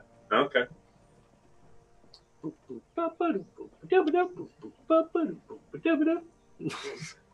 I can shave. I can shave. Everybody look at my rave. Fade? Fade? Everybody look at my fade? I don't know. Yeah. No. I can shave. We could change. We'll write a song about Yeah, that. no. Yeah. No copyright infringements. No, this falls under satire. We're good. Mm-hmm. This is squarely under satire. Yes. And I need to find my good... Oh, there we go. Underdarky music. Oh, as soon as Jack comes back, we'll jump back into the game. Well, What did I miss? Deceptive Mirror, He dabbed. that's spectacular, and I was happy to meet you as well. I don't remember much of PAX East. Yeah, it's a blur. PAX East was, I think, a blur for a lot of us. Let's be real honest. It's pretty blurry. And not for any fun reasons that you might suspect. Yeah. Lots of panels. It's a fun experience. Oh god, yeah, It's we just- keep going it's back also- for a reason. Also tiring. But fun. And I will be really honest, I did remember to drink water, gift giver. Thank you. I will be completely honest with you. I had my panel schedule the way it was just to kind of see what my limits were. God. Did you find them? And I found it. That's- I found what my limit was. So what is your panel limit? Okay, it's not so much the panel, it's all the talks put together, trainings, etc. I can't do more than 10 in one weekend. That's still a lot. Thank you, That's a high. Sophie. That's kind of a high cap. Unreasonable. That's kind of That's unreasonable. yeah. I made a deal with some people that I wouldn't do more than 5 panels a show from here on out. Good. I may have made that one with Rachel. You did. I did 6. I think 6 was more than enough. 6 over 4 days isn't too bad. I mean, it was 6 over 3 days. I mean, I at least Okay. had 1 day free. It was nice to have 1 day free. Mm-hmm. I think 5 is a good number. So, okay. Oh, there's already talk about a meetup at PAX West. I think that's amazing. Like that That is so blows my awesome. mind so much. Ugh. It'd be so cool. I know. Yeah, that sounds awesome. Yeah. Yeah, Dr. Rachel was very sick. At Oh my PAX. god. If you saw me at PAX East, I'm sorry. If I She was patient patient zero. 0. I was. I'm Overwhelming, sorry. so I hope there's a collective howl. Oh, yes. yeah. A collective howl, yes. That would be so cool. That's how we can culminate our... Yes, Randall. Oh, Randall. Yes, you Randall's gotta be- gonna have to be there. Yeah, he is. Love Randall Hampton did our art. He also did the book, the Little Game Master. Okay. Which is amazing. Yeah. What? It's beautiful art hanging Beautiful on art. Rachel's wall behind her. Like, It's also on Rachel's wall. Poster Large size. scale. The Little Game Master is just superb. It's good reading. I gotta get it for my little kiddos. You have to. I read it to Yeah. my little kiddo. She loved it. Yeah? Well, my girls Yeah. were getting out my Legend of Drizzt board game last night and being like, Mommy, can we play D&D now? Okay, but here's the question. Rachel, when you read it to your kids, I'm not going to say what the line was at the end because I don't want to spoil it because it's amazing. Yes. Yeah, you know what I'm talking about. So I read it and I went, "Oh my god, that's so good!" And my daughter was like, I was feeling just a little verklempt. "Oh, it was so good." Ah, Randall, that's a good book. That's awesome. All right, well, are you guys all ready to, everyone rehydrated and expelling of the hydration? I have an ice cream sandwich. Oh, man. Jack, send me an ice cream sandwich. It's a Ice cream Mrs. sandwich. Fields chocolate chip chocolate with chocolate ice cream, so it's Oh. like all the chocolate. Oh my gosh. Yes. I got delivery Oh, cookies. and we were so glad to meet you, Gemhammer. Y'all are amazing. You guys are great. Yeah. I was actually telling these two about the deck of blunders and sunders, and then they pulled theirs out, and we're like, "Oh, we know." Yeah, we, Yeah. we bought it We at know. PAX East. Oh, Yeah. it looks incredible. I love what the Deck of Wonder does to this game. Like, Oh yeah. Dabney also appreciates what the deck of blunder has done. yes. Um, Oh, Dabney. Why are you talking about yourself in third person? All right, guys. Well, Will Dabney only be able to go adventuring 9 to 5? does Dabney have like extra? Like, does he require someone to carry his burdens? Does he need a Lydia? I'm missing out on this as well. Who is this Dabney that you're speaking of? Because the Dabney Coleman. What's that? Dabney Coleman, the actor, he was in 9 to 5, and also to bring it back to role playing, he was in a movie called Cloak and Dagger, where he played a Jack, who's a character in an espionage role playing game. Jack Flack. As a child, I had no friends. I only had cable. That's just what that's kind of what I'm sharing. Hey, 9 to 5 is a great movie. It is. He was the horrible boss. So that also counts as an 80s reference for bingo. No, it's 90s references. 9 to 5 is a way to make a living. Yeah. It is a great. Barely getting by. It's all taken in, no All giving. taken and not given. Anywho, chat. We'll be back around midnight Eastern. I think singing, if singing is on the bingo card, I think I've done it 3 times. Yeah. I actually didn't have singing this week. There's a lot more. Well, if it, I don't know what's on the bingo card. I don't look at the bingo card because I don't want to make sure that I don't want to I'm not influence. accidentally influencing. But next time, if singing is on there, Yeah. I'm just gonna be me. I'll just be me on the stream. I'm gonna. Be and if that happens to result in some bingo, yeah.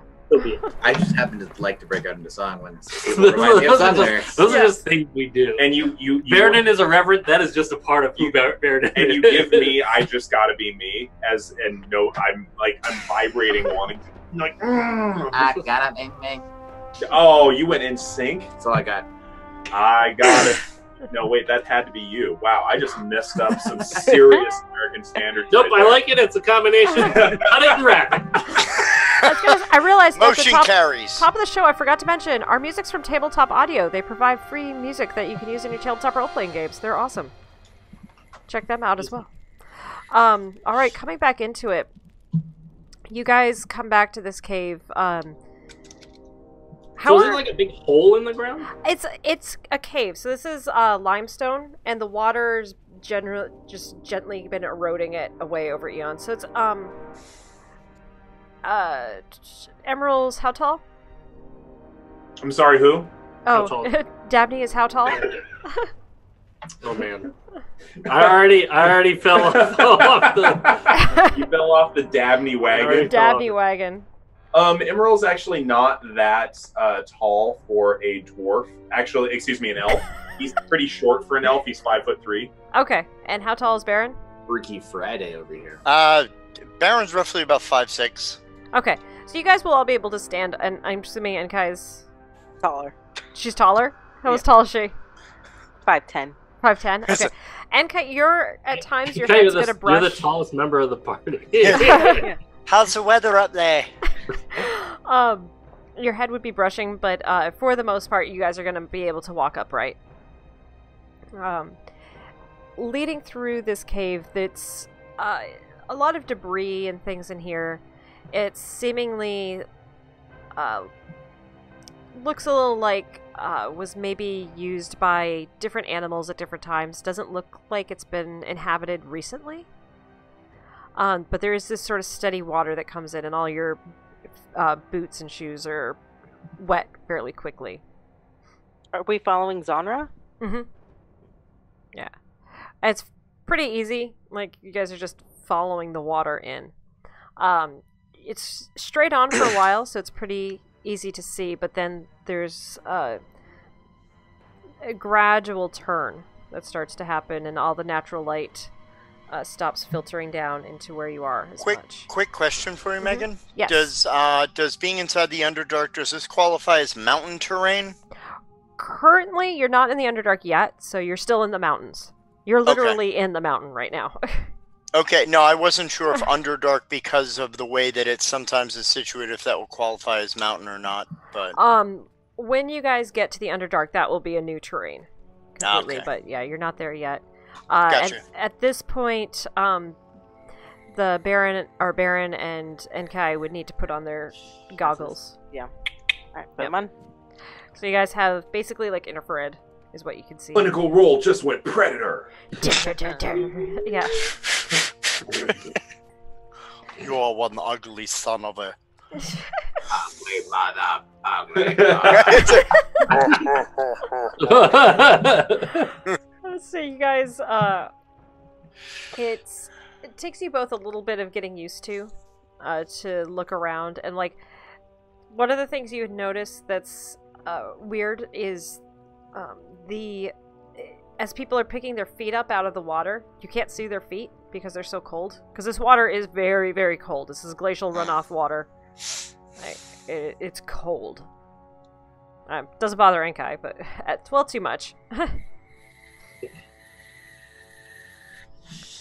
But walking along and walking through, you guys start to hear this rushing of water ahead. Kind of echoing down. I wanted to check in on one thing. As you guys started to enter this cave and walking down, how are each of your characters feeling? Confused. Little frustrated. Status quo. Yeah. Dabney being Dabney. That's Classic Dabney. Classic Dabney. You know, next time we all do a panel together, I'm actually going to get a T-shirt that says Immeral on it, and X'd out underneath in crayon, it's going to say Dabney. Yes. nice. Or we get hoodies or jerseys or something, and on the back, mine's going to say Dabney. Gragnold is feeling really eager to get the vengeance that he so needs. All right. I think Baeridin knows that there's like a tension in the air headed down here, and so his usual gut reaction to that is to talk through it, and or like whistle. Do we as a group know that that's a terrible idea? Yeah, well, as soon as you start making like lots of noise, Zonra would be turning around. It's like, silent. We don't want to draw any attention to ourselves. Right. We don't want to draw any attention. No attention. Speak low. I gently reach over, but with a little bit of forcefulness, just cup the mouth. Just silence. And how about Enkai and Baron? Oh, I'd say Enkai is feeling focused, determined, and maybe it's probably taking a lot of energy to be there because it's, going underground, and she's more of an on the ocean kind of gal. Yeah. But probably pretty quiet and just trying to pay attention. Quiet and focused, listening in the environment because I do speak Undercommon, so I'm trying to see if anything that I could pick up, voices or anything. So I've been to the Underdark before, so nervous but familiar. All right. As you guys are making your way, you hear this rushing of water, and you come to this point where the water, this slow-moving glacial runoff you've been following into the mountain, just drops further than any of your dark vision can see. It's just the whole cave, basically just. Yeah. So it's not. It's probably 15 feet to the opposite wall. But it's a sheer drop straight down. So somebody want to turn into, I don't know, a bat and figure out where the bottom of this thing is? Yeah, go for it, Dabney. Oh, that's me. Oh, right. Okay, there you go. I want it. Immeral. Why does Dabney keep making his name strange? No, I think he wants me to turn into an Immeral bat. I don't know that kind. I'll just pick the kind that we had up in the cave.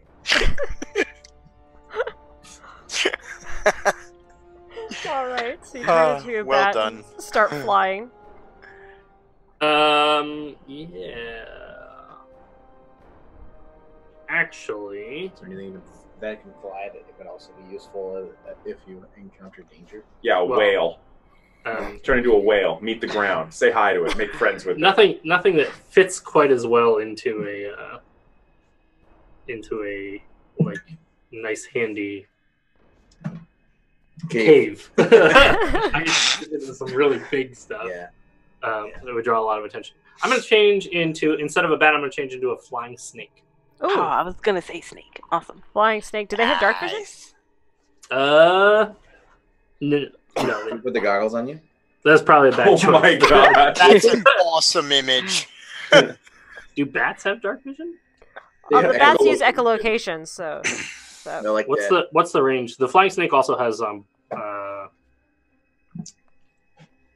does have blind sight to 10 feet, but 10 feet's not a lot. That's Yeah. probably 2 grand.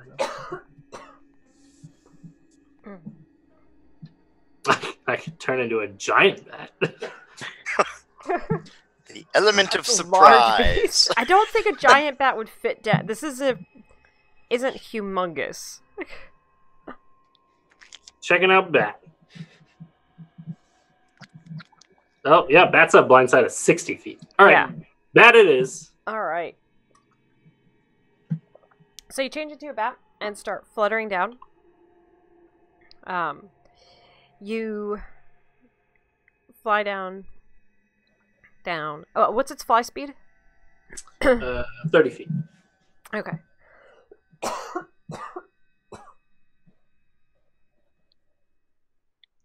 So after about half a minute or so, sorry, I'm trying to do math in my head. It doesn't work very well.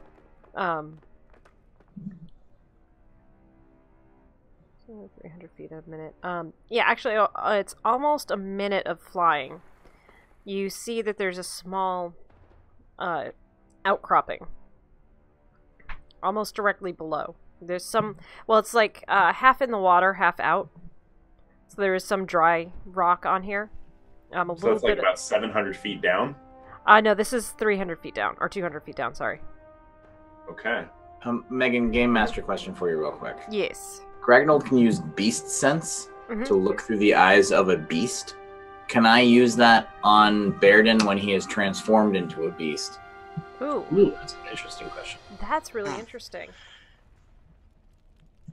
I would say as long as, because of how close you two are and the bond that you share, and as long as Baeridin consents to it, I would be okay with that. Cool. We And can decide that next time if we didn't do this time. But Okay. I just realized that that would be, if you saw danger down there, I would be able to announce that to the group. I was going to say, jump down after me. A special person in Gragnold's life, so Yeah. I might go down after you. If I knew the ground wasn't, spikes. Sure. And what's the range on the beast sense? The range on beast sense is it doesn't say.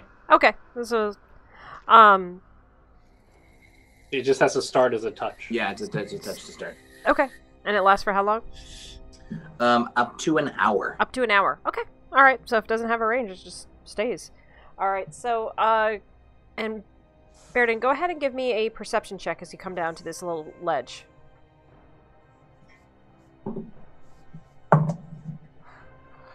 19. 19. Definitely high enough. One of the things you see is on the edge of the shelf, you see a bit of skin with some hair on it. It seems to be old, and a little bit of smattering of what looks like blood. Nasty. But this is like a platform shelf.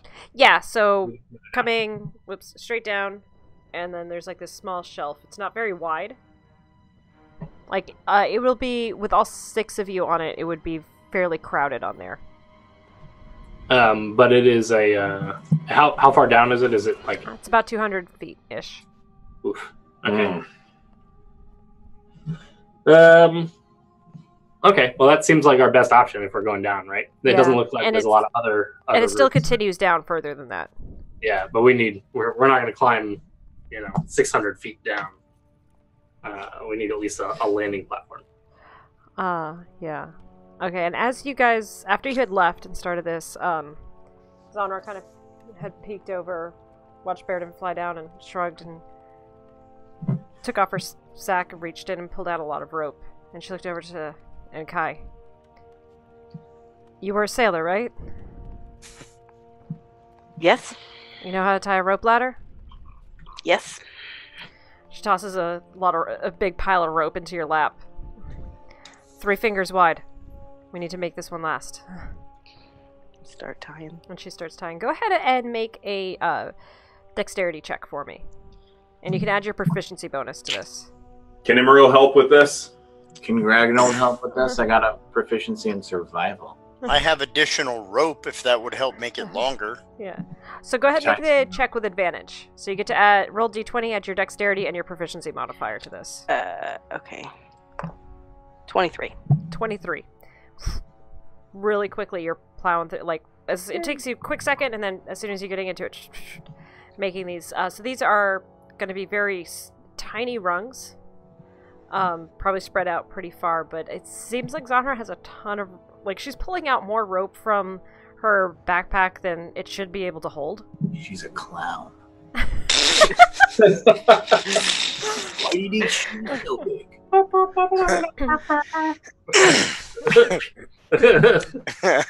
Gotta tie how many feet of rope? 600 feet of rope? It's a lot. It's gonna take you guys probably the better part of tie rope. Hold on. As someone who was a sailor and actually used to tie rope ladders. Use a bowline. I mean, can anyone help me tie this ladder? It's just me. Zonra's tying too. However I can. She's working too. No, it probably takes you guys, but will take you about 45 minutes to get to the needed length. There. I'll watch the area, making sure no one's coming to us. Gragnold is impatient. Why is there gotta be a ladder? Could we just climb down a rope? Some knots in it every 3 feet or so. Like gym class. We don't want to get exhausted before we even get there, Gragnold. Okay, fine. Would Baeridin go back up after discovering the shelf, or would he continue going down? I guess he would go back up. If only, like, in recognition that he's got to point it out to everybody. Okay. So how far down was it to the... It's 400 feet, right? 200 to the shelf. 200 to the shelf. 200 to the where shelf. we could stand. Yeah. And then there's more below it.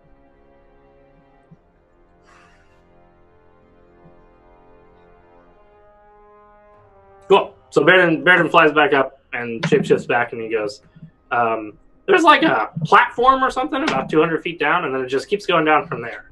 I could spy some more, but I figured I'd give you guys a chance to start climbing.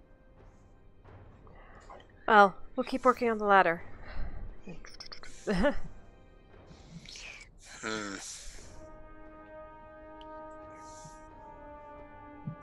Okay, I'll keep looking then. And Baeridin's just gonna, like, very slowly lean back, like, fall off the in, like, a really unnerving way. I'm Batman. Who's holding Bun Bun? That's a good question. Gragnold's not tying a rope. Gragnold's holding Bun Bun. Gragnold gonna skin and eat Bun Bun. Nope. No.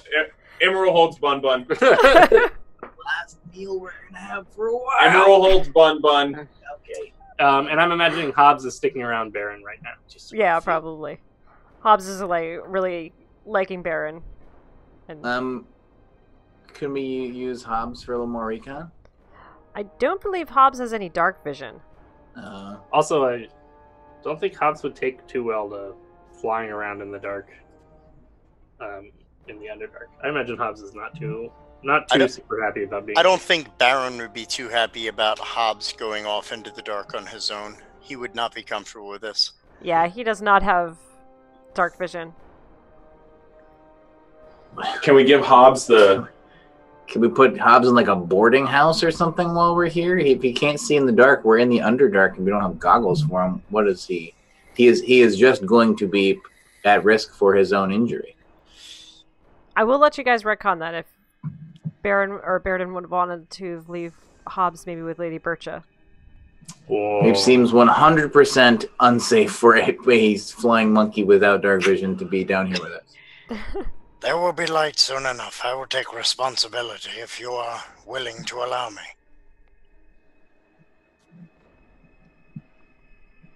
This may be giving the DM a knife. but I don't think Baeridin would have thought to leave Hobbs behind. All right, fair enough. I don't think Gragnold would either. I'm more Adam. Adam here who cares about this. Yeah, flying monkey. I think Adam thinks it's a bad idea to bring Hobbs down. Baeridin never thought about that in the first place. Fine. Wouldn't I take Hobbs with us? He's awesome. Hobbs is amazing. He can come everywhere. Gragnold is getting increasingly impatient, being like, "What with this ladder thing?" And he's becoming kind of annoying to be around. At seeing Gragnold's annoyance, Zonra is going to hand him a couple of pythons. Hey, find a good anchor point. Hammer those in. It's got to be able to hold all of our weight. Done. Very good. Immeral actually goes over to Gragnold, puts a hand on his shoulder. What's going on? I am so ready. I'm sorry, I'm just be quiet now. I'm so ready to cut off the heads of the people who killed my entire friends. You have been ready to cut off heads for weeks. And here we are. Right. And they're down there. Correct. And we're up here tying a ladder. Okay, so Gragnold. What I'd like you to think about. Rope with some knots in it is just fine. Gragnold. Yes. What I'd like you to think about is the fact that we are taking literal steps. No, we're not. We're going to be climbing down. Okay.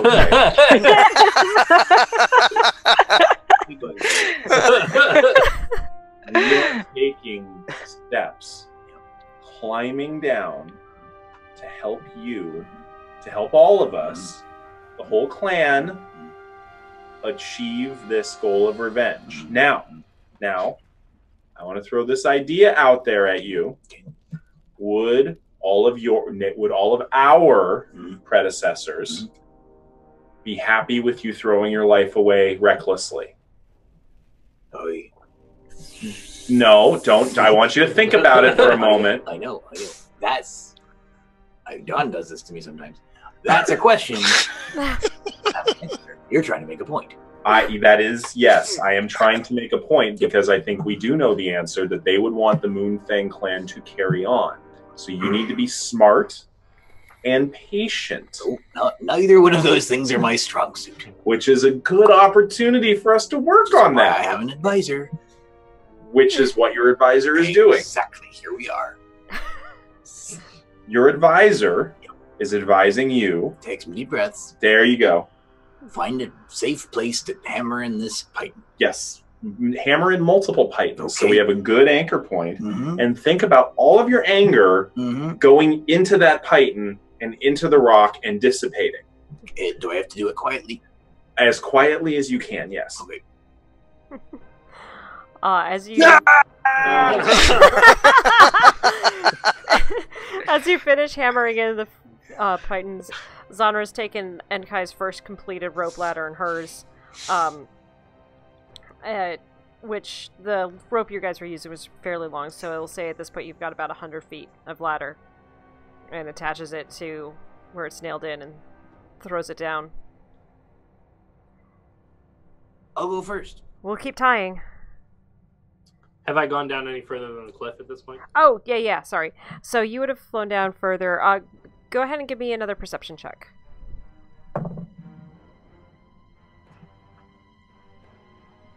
13. 13. It's a little bit harder because you're getting down to the bottom of the waterfall, so there's a lot more mist in the air. So there's like, you do see a couple of stalagmites, and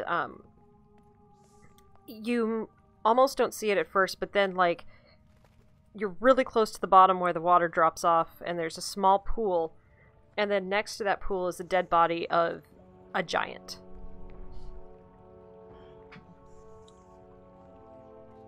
Cool. I want to go look at the dead body. Go ahead. Are you looking for anything specific, or?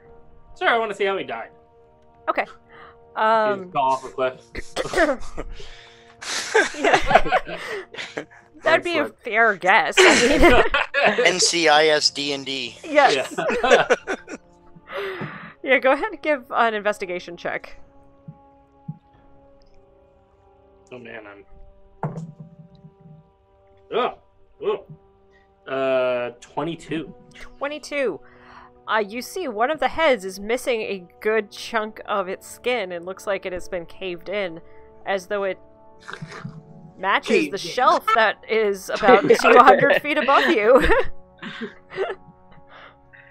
You also would notice that most of the corpse has been eaten.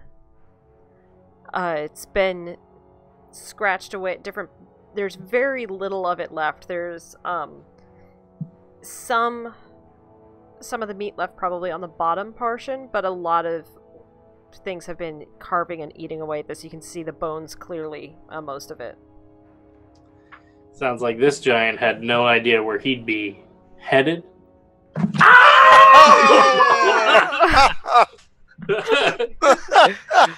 Oh, that was good.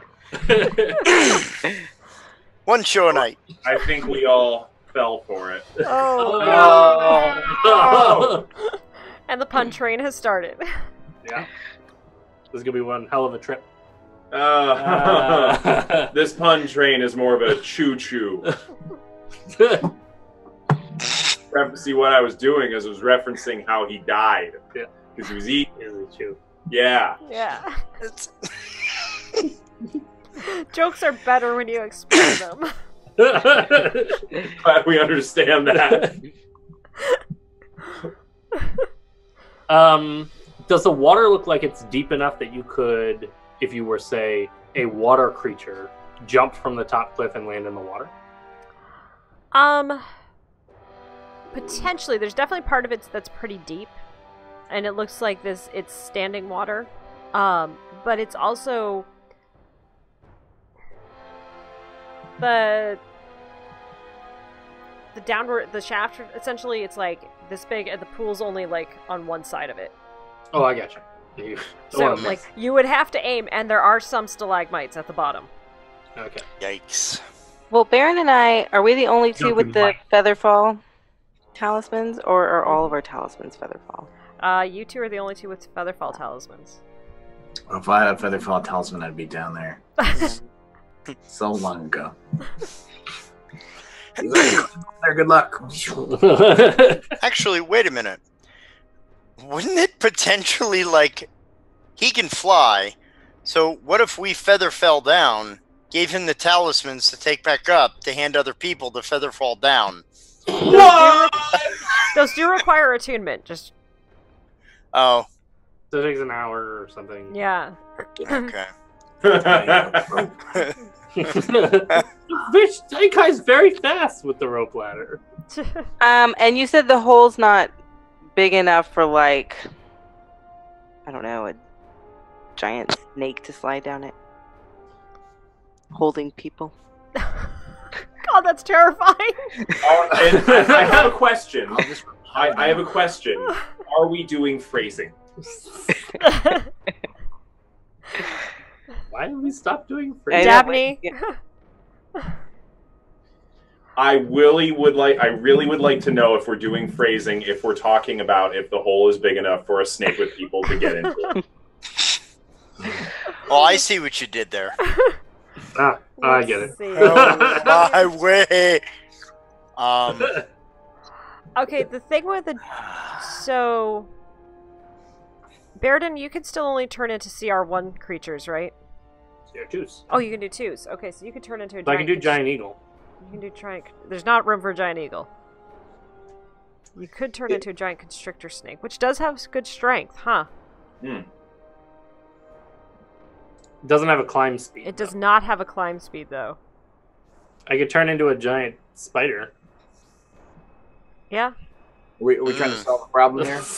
Yeah, we're trying to solve the problem of waiting for the rope because Gragnold's impatient. Gragnold's so impatient. You guys just jump down. I'll just repel, Batman style. There's not enough rope. Yeah. Well, actually, I really do have to wonder if we're using this much rope to tie a ladder. Wouldn't that be enough rope to make at least like 2 rappelling lines? You guys could do that too. How We long get would it over- take us to untie the ladders now to make them into... Well, carefully. You want me to what? Oh, change of plan. Sorry. Well, at this point, like, we're you guys have practicing another, our- like, 100 feet of ladder done. Like, it's enough to So we can get to the ledge. Yep, so whoever the first person down is will need to take the next round of ladder and just hammer in a python to attach it to and start continuing to climb down. No. You're gonna hammer angry. Never We're gonna let the next person do this because they're gonna be calmer about it. All right. Sonra kind of looks. You guys don't want me hammering stuff in. I'm not very strong. We're gonna let Baron do it. I think I'm the strongest. Baron's like, what? Because I think Baron is the strongest person who's not gonna hammer angry. I don't know if I'm the strongest person.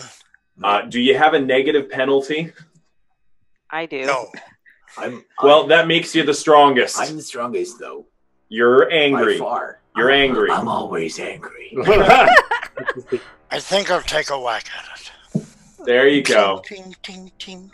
All right, so Baron, go ahead and give me a. Trying to think. You have the ladder, so I will say with the ladder being there, the fact that you guys have that, it's either going to be acrobatics or athletics, your choice. I'll go with athletics. All right, go ahead and roll in athletics for me. If I had a hammer, I'd hammer in the morning. Hey, nat 20. Nice.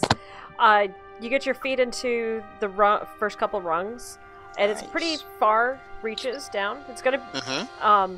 Luckily, Baeridin can fly, so it's not. He can get down without having to climb on the ladder because it would be a challenge for him to reach. But you climb down easily enough. No challenge with that. And then go ahead and just give me a quick strength check to see how long it takes you to hammer in the pythons for the next.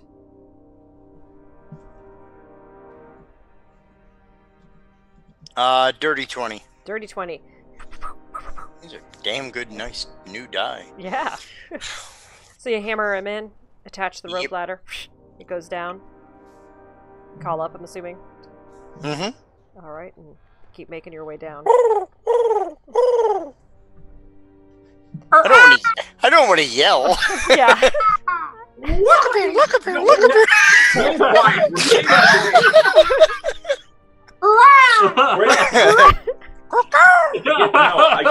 I get a slightly larger pebble and I swing it at him.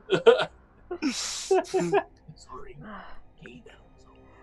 Did Baeridin come back up, or is he still hanging out by the dead giant? I think he's not. He doesn't want to drift any further away. Like now that he knows where the ground is, I think he'll make his way back up. And, that's my 2 shapeshifts. So unless I can take an hour or whatever to short rest, or DM magic can allow me another shapeshift. Then Well, why don't you take a rest up at the top while the rest of us rappel down? This is going to take a little bit. Or at the ledge, because Baron's at the ledge now. Mm-hmm. Did Baron already make it all the way down? Yep, Baron's all the way down. Yep. Oh, wow. Yep, both ladders. That's what the calling was for. So we're coming down then, Yeah. I'm going to assume. Zonra's going to look towards Baeridin. Well, then why don't you hang out at the bottom on the ledge and wait for us to get there? Well, I'm gonna. before Baeridin takes off, she's like, "Little flying bat man, is there any way for you to be able to take these ropes off and bring them back down to us? They'll be valuable later."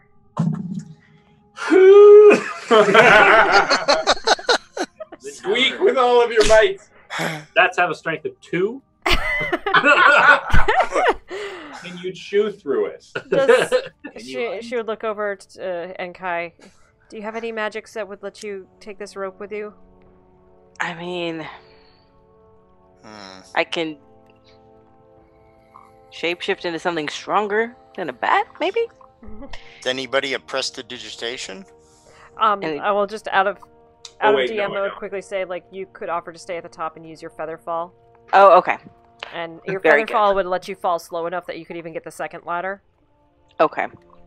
I will do that then. You all climb down, and I will meet you at the ledge. Oh, because Emerald's a level away from being able to run up and down walls, right? No. I mean, Dabney. Dabney's a level away. No, Emerald, actually, no. Dabney, yes. No, Immeral is not one level away from that because Rogue because Immeral has one level of Rogue. Ah, okay. Immeral is one level away from upping his wisdom score a little bit. Yay! Alright, so I'm assuming Gragnold would be the next one going. Oh, Gragnold is down there. Alright, Gragnold's down. Sneak down and just held the road. Landing with his arms. Just go ahead and give me an athletics check just for the fun of it. 19. 19, easy enough. Make your way. And actually, like, you don't get... Baron was not that far ahead of you when you get down. Zanra would go next. And then, let's see how she does. Natural 20, she climbs fine. Then Emerald, I'm assuming? Dabney. Yeah, Immeral Or head down Dabney. there. So there's, I need to there's put a another sticky ledge note up. under this, and that's where the water is. So it's like a big cliff, and then there's a ledge, and then So- and then so it is goes down Immeral- from there, and then Yeah. Jump off. Is you don't Immeral know. rolling? Okay, I'm gonna need a group decision on this. Alright. Do I actually continue to refer to myself as Immeral or Dabney unironically? I don't know who Emerald is. Why would you call yourself Emerald? Your name's Dabney. Okay, with the program. All right, Immeral decides to continue. So Immeral climbs down the rope. What am I rolling? Athletics or Athletics or acrobatics, since there is the Oh, ladder there. thank God. Yeah, if it was just a rope with knots, it would have been athletics for everybody. Okay. Well, Whoa. Emerald got a natural 20 Oh my god, that's 3 natural 20s on the climbs down. plus 8. Nice. No issue. Emerald gets down very quickly. And then, Enkai, activating your necklace. Grab one rope. And just give me a dexterity check. 19. 19. Easy enough as you're floating down. Whoop, got the second ladder. They're both kind of heavy, but you're able to float down and land without issue, bringing the ladders with you. Can we offer up praise just momentarily to the dice gods from Level Up Dice? Yes. Thank you, Not a Level Up sponsor. Dice. Mine are at home. I've got different dice tonight with this little dice game as well. Thanks, Wait. Little Dice Games. Dr. B is required to wear his brazier next to, or his Oh, arm gauntlet. hold on. I've got it. Yes. Why aren't you wearing that? I mean, I would wear it I'm using always. a different set of dice. yeah, but just wear it to be cool. Okay, I will wear the bracer. It's so cool. No, I'm okay. Fine. All right, and as soon as Honor would have landed, she would have handed another set of pythons over to Gragnold. Is the rope now hanging down from this python? No, Enkai got both of them. Can we make this rope hanging from this python down here? Yeah, Gragnold that's is what. gonna start hanging down. Yeah, that's what. As soon as Honor got down, she handed you pythons to start banging in to use. I'll see you at the bottom. All right. Does this mean I have to start rolling the bracers, the dice in the bracer instead of my usual dice? No. No. It's cool. You just got to show that off. Okay, well, I'm going to pull out the dice. All right. Thank you, Level Up Dice, for this one-of-a-kind bracer of initiative. So cool. So, as you guys land at the bottom, the stench is awful. I don't think bats really have much of a sense of smell. So we'll go with that. But What's it smell like? rot, dead body. Okay, so putrefaction. Yep. Okay. And coming up, you see this gigantic body of this dead giant.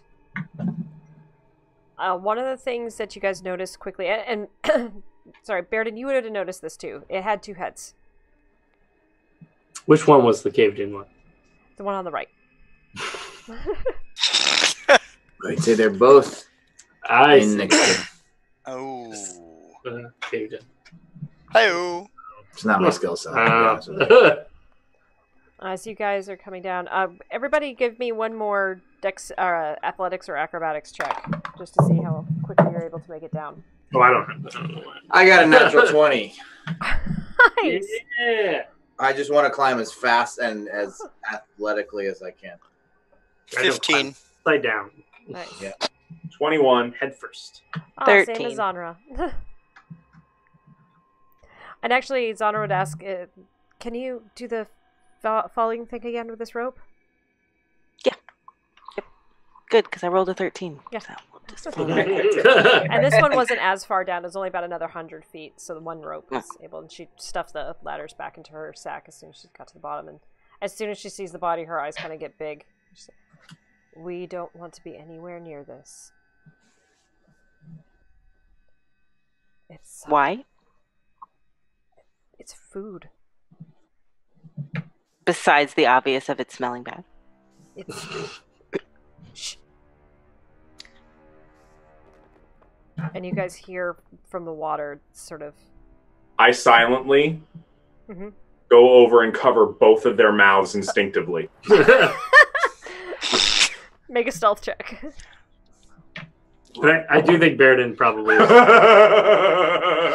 shape-shifted. That's spectacular. Once again, I would like to thank the dice god, Alex Abrate, at Level Up for this natural 20. Nice. Yeah. Gragnold, Baeridin, you guys start as you feel a hand over each of your mouths. But quickly you recognize that Dabney's there.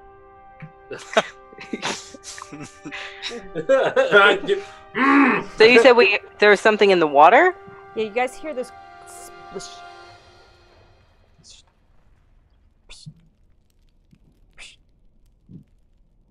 What do you do? I cast Pass Without Trace. All right. Everybody gets to make a stealth check and add 10 to their stealth roll.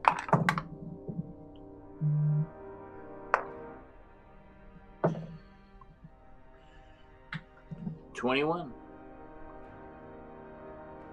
Dirty 20. With the plus 10? Oh, yeah. Oh, Oh God! That was a 7 on the die. That was not pride, that was relief. What'd everybody else get? Only 29. 28 in this case. Jeez. What'd you get, Well, Rachel? I have a plus 11 29. already. I demand a cup of salt water for his dice. That's all I'm saying. It's aluminium, man. What did Baeridin get? 24. 24. Zanra had the lead on that one. She got 33. Nice. Hold on. That's right. Of course. Zanra has disappeared. Pretty much, yeah. She's in her element completely. I'm imagining the only reason that Baeridin is quiet is because Immeral still has his hand over his mouth. It has not gone away. I have just tried to grab and try to nudge you guys downward. Baeridin keeps pointing at stuff like he's about to say something. And I just clasp it harder. As you guys are silently trying to make your way further into the cave, you see these three figures stepping out of the water and coming towards this body. They've got this almost frog-fish-like head with these large bulging eyes. Two of them are carrying weapons, and one of them has a staff of some kind. And let's see. No, sir, I don't like it. Don't like it one bit. Ooh. What? Ooh, no. I know. What? No. When the DM says ooh in the Underdark, when we all rolled 20 or higher on our stealth. They do a big. Well, I rolled a 19 for perception with plus 9. Gragnold. Yeah. All right, let's do this. So you hear this kind of throaty, just Zanra and the bear and Baron recognize this as like, there's fresh food here. And we're gonna, let me pull you over to the map, and we're gonna roll some initiative. As soon as I find where I put the map. Megan, did the climb down take long enough for me to get my shapeshift forms back, or you were waiting at the bottom? What? You were waiting at the bottom? That's... yeah, I mean, I wasn't really doing anything after I started. Yeah, it would have taken long enough that I would say you get your shapeshift back. Well, look at that. That's horrific. Oh my god. I'm going to quote a glorious band, I believe, called Eve 6, when I ask how many people want to kick some ass. Yeah. So, I'll mark these with the color too. Alright, so the one with that yellow dot there is the one with the staff, and then the other two have weapons by them. So I'm gonna move you guys. Oh, just so you know, Megan, I do have control of tokens. I need to give you guys all control of the tokens. Okay, so you need that one, and that one. Dang it. DM not being prepared. Oy. I do like our new tokens, though. Thanks, Yeah. Randall. Yeah. They Yeah. look really good. I'm going to point out, if Randall is still watching this, that I was prohibited from shaving until after some of the panels at PAX East because of the posters and the art that you created. They were canon, and I had a beard in them. Nice. Should be able to move him now. I think. Oh. Yep. Okay. What thingy do I use to do that? I need to give you permissions. I don't know if I messed up on something. You gotta give me Dabney's as well. Alright. Nice. It's Dabney is spelled Immeral. Nice. I could have told you that. There we go. That works. How else would you spell Dabney? How many days do I have left? 30. It 30. just started. This is beautiful. I love this so much. So, Thanks, Megan, Jamhammer. it looks like the ground is wet, but maybe not. It's like it's water. wet, but it's not underwater. Say for the point of this essentially. I'm just gonna move. Sorry, I'm moving a token over for Zanra.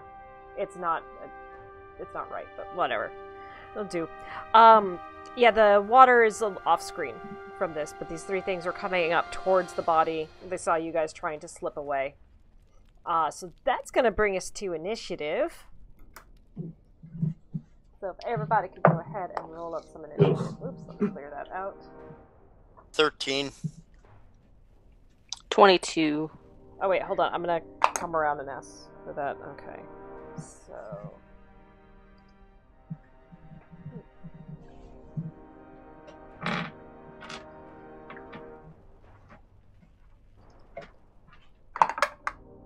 Oh, golly. Don't say that, Megan. That one was for a bad roll. Oh, good. Then say that. Okay. Now, Zanra is a very fun NPC for one reason. Or for many reasons, but this is one of them. Okay, I just rolled an 11. She got a 23. Okay, I respect it. Yeah, that's pretty awesome. I respect it. Yeah. She's been fun to make. Okay. Alright. Trying to decide how 23. high a level stuff. I should- Anybody else get above a 20? I got 22. Alright. So that means all the players go first, right? Right? 15 to 20? Nope. We're so good at this. Alright, 10 to 15. We're a second half team. 10 to 15? 13.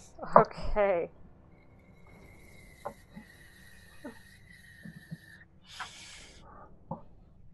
Adam, middle Adam.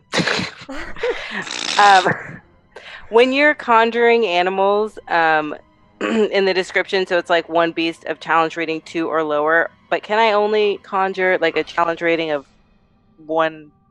Like I can't conjure it that high because my druid level isn't that high. No, that's only for shapeshifting. Okay. As long as you have access to the spell conjure beast, you can conjure DR2 or lower. Cool. All right, 5 to 10. Oh, Immeral had 12.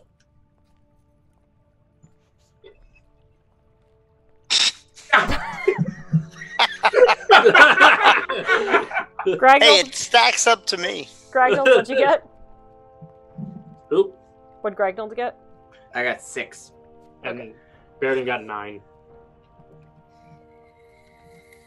Gragnold is at 6. Maybe they're friendly, horrific fish creatures. Are they fish creatures or frog creatures? Either way, Hard to we're eating say. well. Hard to say. We don't need to label them. Well, I just want to know, is it going to Amphibious taste like tuna or chicken? Chicken of the sea. Chicken of the sea. There we go. Tuna of the chicken. They're going to Alright, taste like revenge, a dish well served cold. So Maybe sushi. Going twice in a row. Oh well. It's wet here, so I it's hard to. To be fair, I don't have anything against frog people. As like a general rule of thumb. They're just in our way. They're just yeah. Gragnold is kind of itching to cut some heads off. I will do And this. Fish heads, roly-poly fish heads. Fish So Zonner's gonna go ahead and start. She's gonna pull out both of her blades, and she starts spinning them around her body, giving this kind of music. I think they noticed stuff. Musical humming, We're letting her work. starting to shape about her, and she's gonna go ahead and she casts. You see her. Actually, before she does that, she reaches up, and you see like this kind of flash of arcane energy crackle around her body. She casts that, and she's going to move up. Oh, yes, I do need to change the music. 30. She's going to move in, kind of just getting ready for anybody to come in and get at her. That's a mighty run. All right, and that brings it to Enkai. Enkai is going to pull out her sword, cast Shillelagh, All right. and move closer. How far can I move? 30 feet. Okay. 5 feet per square. 5 feet. Well, where am I? There we go. Okay. All right. Staffy guy. Oh, what's he gonna do?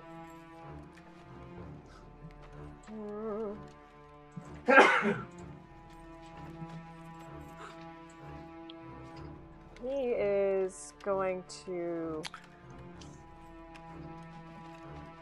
Yeah, go ahead and do that. So the first thing you see him do is you kind of hear this strange gurgling, crackling sounds as suddenly between you two there appears this floating great club seeming to be made out of ethereal energy. And he's going to go ahead and swing that at you guys. So... Oh, with a nat 1. This ethereal weapon just swings over your head and does not connect. And he takes actually a step back and is kind of making these gargling noises at the two froggy guys with him. And that's going to bring it to Baron's turn. As I try to find better music, I thought this was the battle music, but it's not. Oh, there it is. There. All right. Oh, there. That sounds badly. There's the battle music. All right. I'm gonna go ahead and cast Hunter's Mark on Staffy Guy, All right. and then I'm gonna go ahead and take my 2 attacks with my bow. Alrighty. Go ahead and roll for your attacks. 16. 16 hits. Okay. 7. Not what I 7 will wanted. miss, yeah. 7 damage. Oh, 7 on the damage. first. Oh, Yep. yeah. Sorry. Here's my second attack. 15. 15 hits.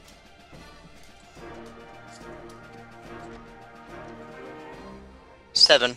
Another 7. Okay. Consistent. Just pulling back. Whoo, whoo. 2 arrows fly out and pierce right into him. What does it look like when Baron casts his Hunter Mark, by the way? When Baron casts his Hunter Mark, he takes 2 fingers from his eye, like puts them in front of his eyes, and he points it at the creature and centers his fingers together. Mm-hmm. And then just kind of jabs them forward as though he's sending his vision out to them to be able to lock his eyes upon them. Yeah, so it's just like tracking, and this vision, this, you feel like this little mode of energy come out of you and smack into this thing as you do 2 shots right into it, hitting it, and it... Kill We're going to be no one's dinner tonight. Get the food! The rest of you hear... Alright, any movement or anything on your turn? What's that? What's that guy say? I'll move a little bit closer. Just there. I want to Alright. keep the distance. Danby. I'm sorry, were you talking to I? Yes! Why Danby? Immeral moves. Okay, so I can actually move past the corpse there. Yeah, it would be considered difficult terrain. And Okay. super gross these terrain at Rocks that. also difficult terrain.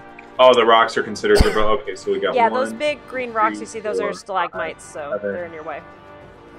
8, 9, 10. Don't have enough to do that. Okay, well, actually, if you can move me down to just... I'm going to try and take a little bit of cover. Yeah, right there. 1, 2, 3. Just perfect, because I should just in range for this. And I'm going to spend 3 key points. Woo! Big spender. Yep. And I am going to Fist of Unbroken Air Staff Guy. Okay. Yes. It's And not that an has area a of effect? that has DC Strength save of 14. Natural 15 plus 3, so 18. Well, that sucks. Does it still do damage? Yeah, it still does damage. It just doesn't blow him off of his feet. And so... Okay. Oh, that's interesting. Hold on. Checking to see if it's... Let's see. Darn it! Okay, it takes half as much damage. Okay, it still takes damage. All right. Oh. God, that's awful. The dice gods give it, and the dice gods take it away. So, I would like to point out that full damage on 4d8. D10. Thank you, d10 would have come to 11. 11 points of damage to him. So No, that's halved. that would have been full damage. Oh, that would have been full. So half of that. Yes, So 5. That's right. on 4d10. Wow. You might need to burn your dice. These are the metal ones. Take them to therapy. Put them on the Yeah, couch. put them Hold on the on. couch. Does it work if I'm the one therapizing him? Because I'm usually the one doing. Hold on. That's a dual relationship, yeah. Hold on. Hold on. You're a clinician. Therapize these for me. I Just, can do that. will you talk to them? Come on. This is no. He's really trying. That sounds hard. Yeah, they work. They're Emerald's dice. They're not Danby's dice. Tell me more. Listen, I know we've gone through a lot of changes in the last 24 He's hours, trying to okay? communicate. I know, but you don't need to roll 10s every time. All right. That sounds Yes. hard. This is about him understanding your experience. Right. And I understand your experience. You're new. There's been some changes. The dice are requesting some time where they get to be the one who's home. That's fair. Be a designated time. That's fair. Designated window. Can we make it 9:30 tonight? Yeah. Yeah. Beautiful. Okay. Beautiful. Let's see. Now let's see. Are you feeling good about this? We'll talk at 9:30. All right, Baeridin. It is your turn. Perfect. Baeridin is going to cast Bark Skin on himself, Oh.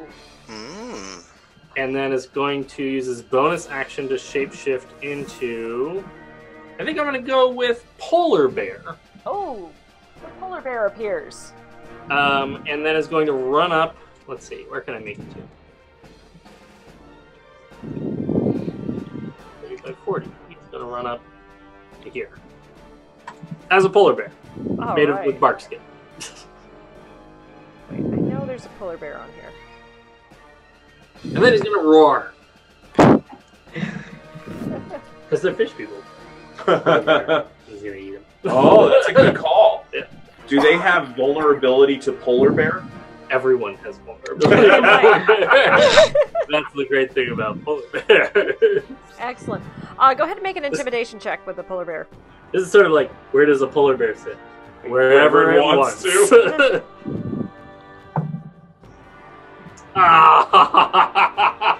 Do you want me to talk to yours? Oh no! Rudy already blessed my dice. Well, Rudy, I come But and this clean is- up the this mess. is- Hold on a this is sec. the- Yeah? Yeah, no, I get it's a lot of pressure. No, and he knows it too. It's a natural one. By Oh no. They Sounds fine. more seem confused. the way. He is wearing a hoodie. And I'm That is imagining the hoodie true. like He fell does down have on over the his hoodie. feet. And so he's like, ah! I have a polar bear for you, and I'll make you so you can control Wait, it. hold on. Hey, Megan? Yep. So we just rolled a natural 1 in combat. Yes. We do have the dice. We do have the deck of blunders. If you guys would like to pull a card from that, you might. Oh no. I'll let you think on it while Gragnold starts his turn. Gragnold is going to use the dash action and run over the top of the giant and land in the middle of the frog people and then go into a rage, and that's his whole turn. All right, so coming like right up to there. Oh, sorry, I moved him. No more quiet time. No more stupid rope ladders. Are you breaking out Dawn at this point? Oh yeah, All right, playing Dawn against the other scimitar. Bing, bing, bing. and for Enkai and Baron, when Dawn comes out, it's this blinding heat signature, making it enough. Like if you take off the goggles, you can probably actually see when Dawn's out. But with them on, like you can't really see. All right, so it's time for the two little fighty guys.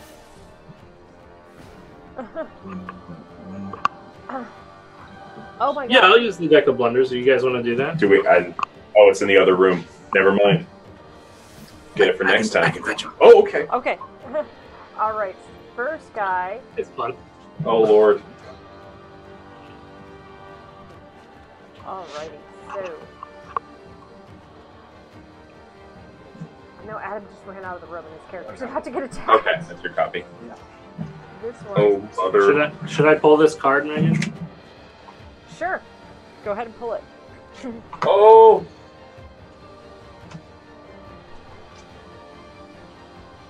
I'm not shuffled. They were not shuffled.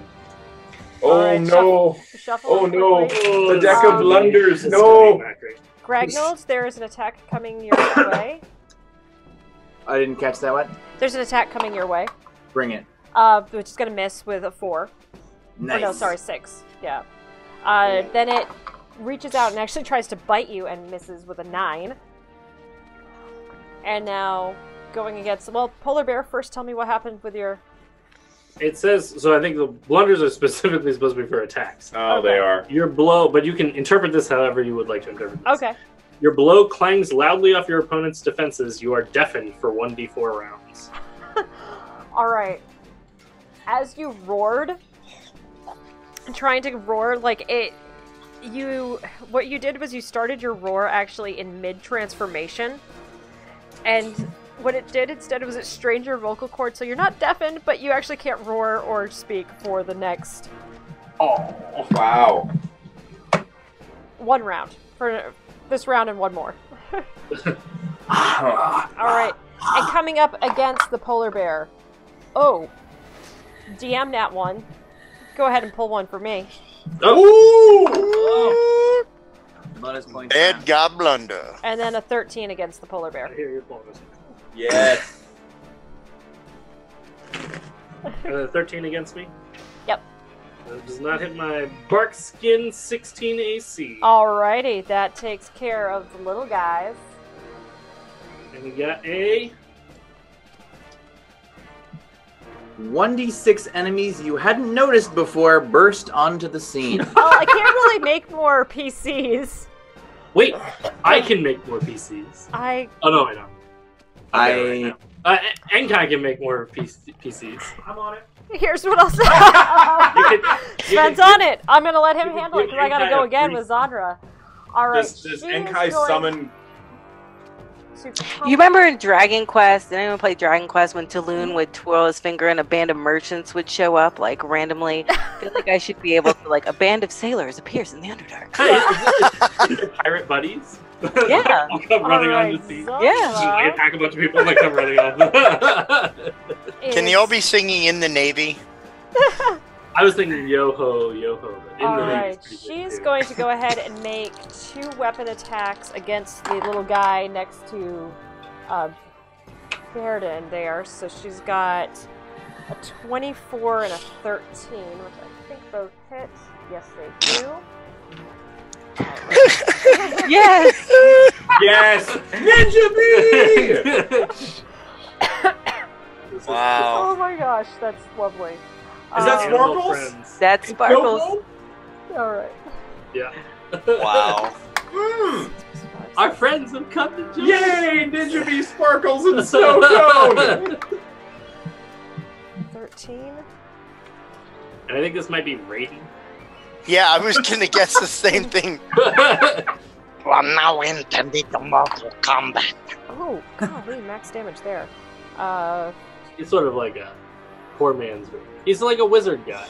Is that Rincewind on fire? Oh, maybe Rincewind. It kind of looks like Rincewind on fire. Does his hat say wizard? That's Oh. With two Z's. two Z's. Yeah, that's the Wizard of Oz.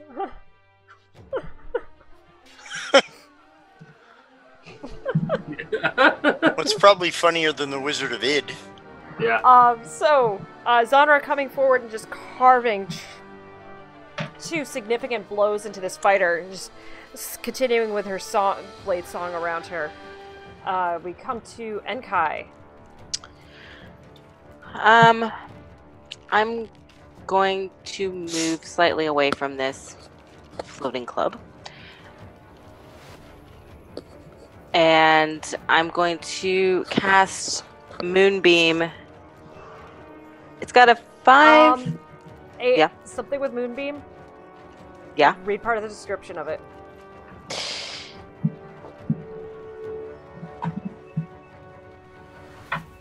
Don't hit me. Yeah. Oh, I see. Okay. I'm not going to cast Moonbeam. Moonbeam, just don't hit me. No promises. I will. Let me think.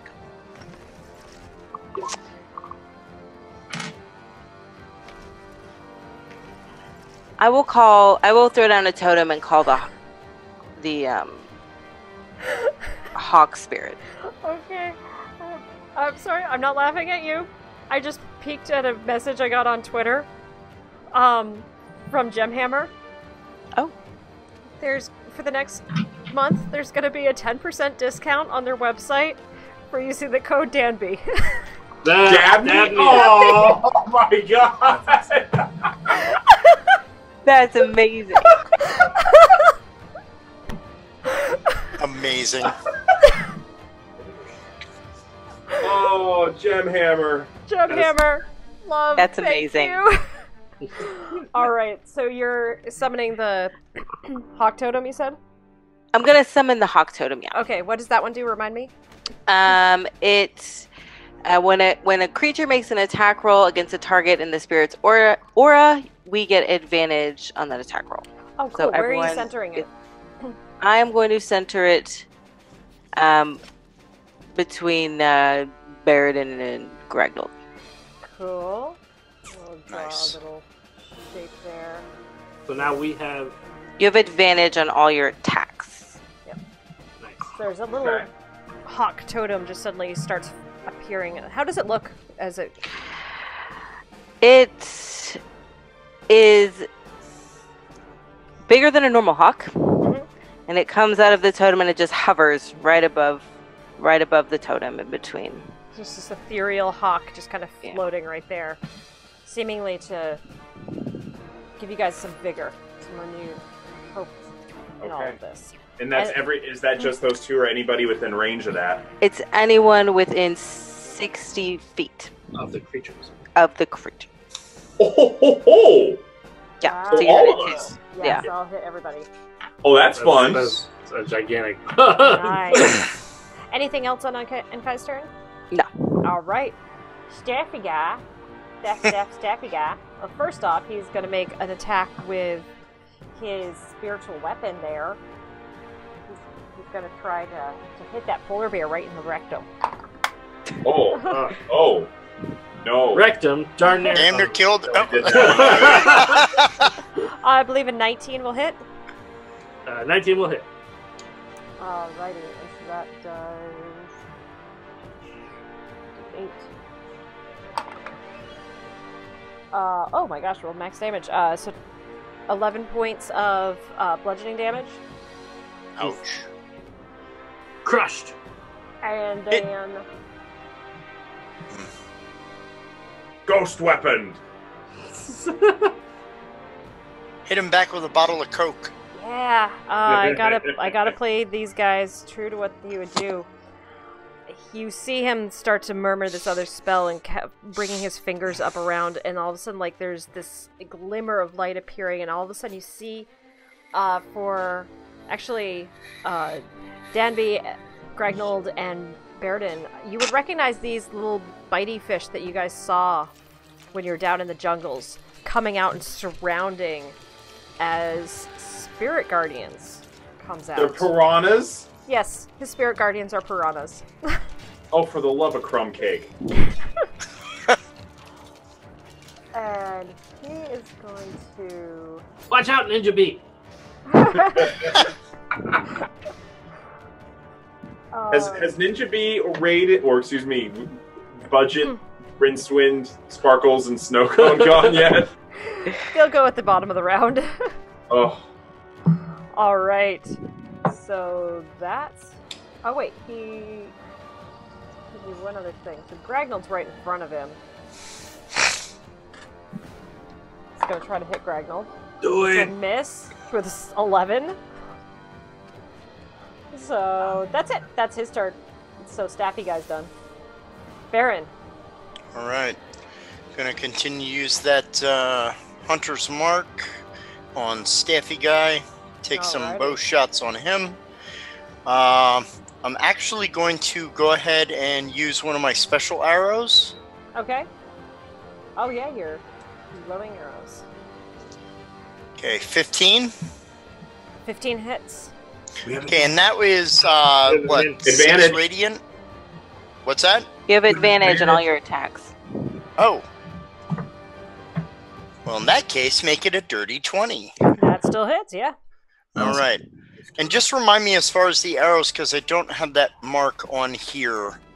That is, or is that under notes? No. I should have put that in your equipment, I believe. I just have regular arrows. Hold on. Shiny arrows. Shiny arrows in my mind. Oh yeah, these are the super special arrows. I didn't put it into D&D Beyond. I apologize. Not a problem. Roll 20. It's so you have 6 arrows in the quiver. They'll provide. They do extra 1d4 radiant. Okay, that's what I was looking for.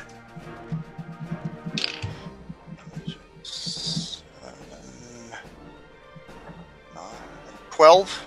12 points of damage. Nice. Okay, second attack. 16.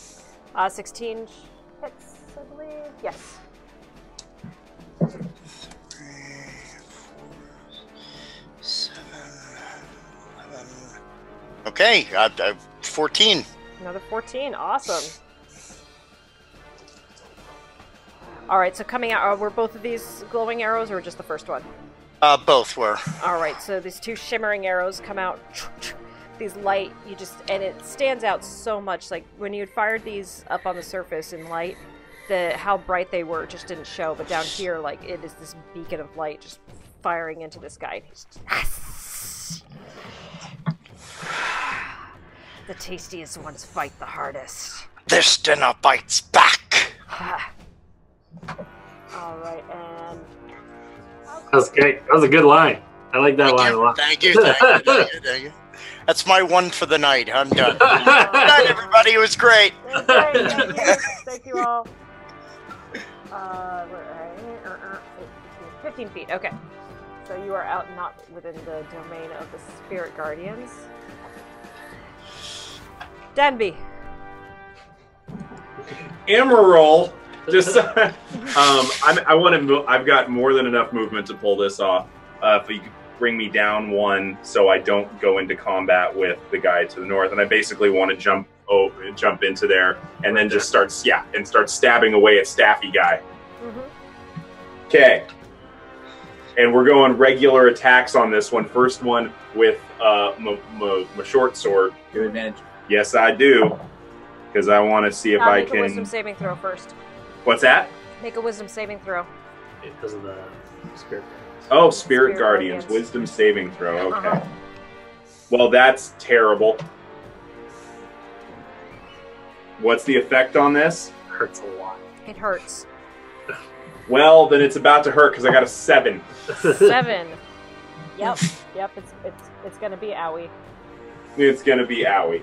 It's like one of the best dark spells. It's gonna be owie. 13 points of necrotic damage.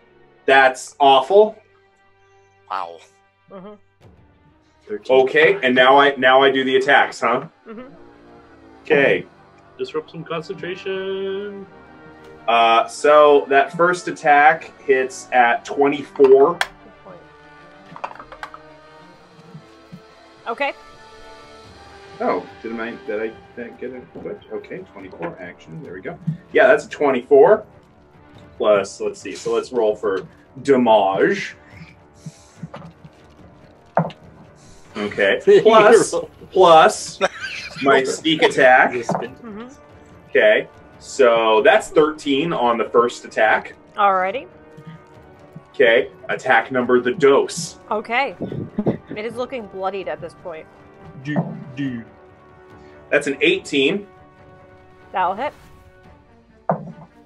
For 6 more damage. Alright. And that's just, I'm trying to make fish kebab. And I'm blowing a key point to do a couple of unarmed strikes here. Go for it. Okay, let's use a key point on that one. And we are going to... Alright, that is a 26 to hit. That'll hit. God, I hope so. Oh, and I need to be making some checks here for him. And that is 10 as I bring my heel down on top of his dome.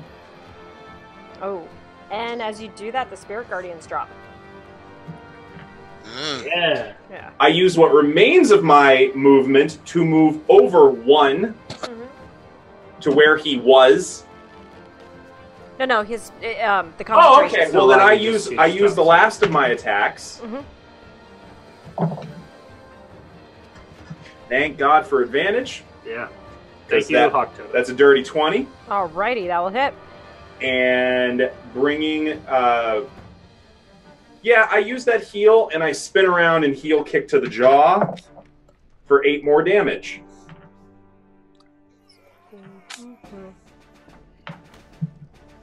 Alright, so coming in, just you hear this anger, and it's like, I will get you.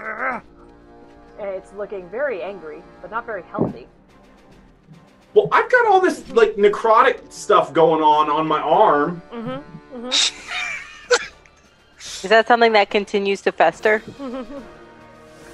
I hope not. Just curious. As all those, when you entered in that area, all these little piranhas just started gnawing at your skin and stuff. But they fell away, so Baeridin's okay. You're welcome. Hey! I was just gonna eat it. All right. Well, that's the entirety of my turn. Baeridin. Awesome. This fish guy down here is still doing stuff, right? Oh yeah. I think I'll try to take a bite out of him. All right, take a bite out of fish guy. Before fish guy takes a bite out of you. That is a 25 to hit. Yeah, that hits. Bite his legs off. Take a bite at a slime. 6 damage. 6 damage. All right. And I'll claw him as well. Go for it. And that is a 23 to hit. Yep.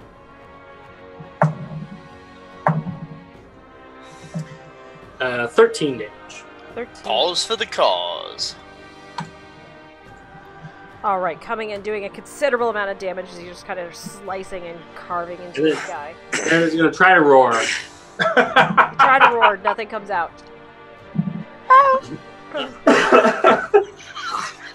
All right, Gragnold.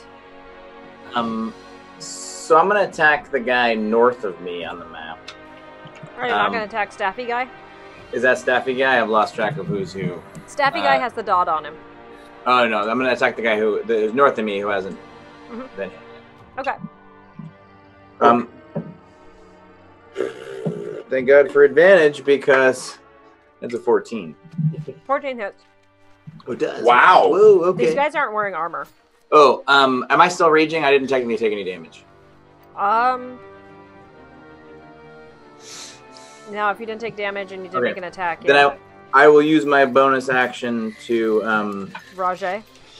No, actually, I'm just gonna attack him because Okay. whatever. I can use a bonus for an extra attack, so I'm gonna attack him. That'll hit. Then I will use my that is. You could do 2 attacks, I think, too. Yeah. No, I know that. I'm just rolling with damage first. That is the wrong die for that. That is. I was overzealous. All right. Well, that's 8 damage for the first attack. Okay. Second attack will definitely hit. That's a 23 to hit. Yep. Yeah. And that advantage is making such a huge difference, it Rachel. is. Thank you, Rachel. 14 damage on the second hit. Dang. All right. And the third hit is 18 to hit. That hit. And damage on that is 9. Whew. 31 damage in one round. Just carving straight into this guy, making quick work of him as the other 6 enemies descend on the first guy. Just gonna roll.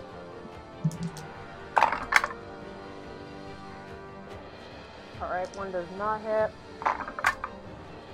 2 did I hit? Okay, so 4 out of the 6 hit.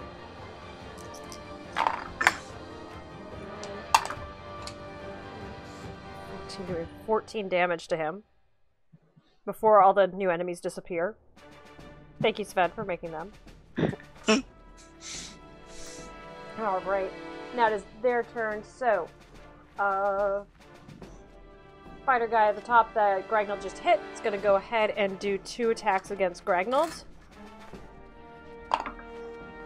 Probably gonna miss with a 9 or the 14. Sorry. 14 will hit. Oh, or 13. Sorry, 13. 13 will not hit. 14 will. All right. And then trying with the staff. I rolled a 9 again. Consistent dice, but missing. All right, and then the bottom one's gonna try to attack the polar bear with a 15. 15 against the polar bear. Baeridin. 15. Does that hit you? Baeridin? Yeah. No. 16. That one will hit then with a 23. Cool. That's hits. That's going to be 8 points of piercing damage. Hmm. And they're going to stay right where they are. They're not looking too happy about being in this fight at this point. Well, they shouldn't have started it. Zanra's coming forward, and she's going to go ahead and make 2 attacks against that little guy, both of which will hit. 7, 5, 12. Oh, whoops. 22. That should do it. Yeah. All right. So the one that's right next to Zanra, you see her just pulling her blades out. One of them with this icy frost coming up of it, and as she cuts into it, and she cuts into it again with her other sword, it just eviscerates the body, and it falls down dead. And I can't select things. All right. That was her turn. Nope, that's the polar bear that I'm selecting. Did our ghost friends go yet? Yes. Oh, cool. They did, I forgot how much damage I just said they did. Alright. Enkai. I'm going to move and attack Staffy guy. Alright, go for it. 15. 15 hits. Oh, good. Get him. Come on.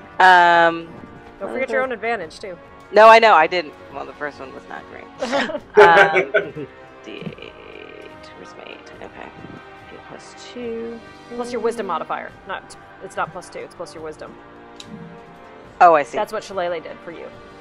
So, and then I have plus 1d4 radiant and 1d6 piercing? Mm-hmm. Okay.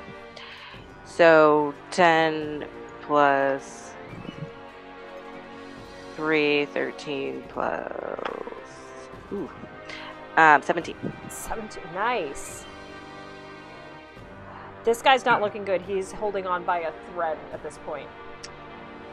And then on my bonus action, I'm going to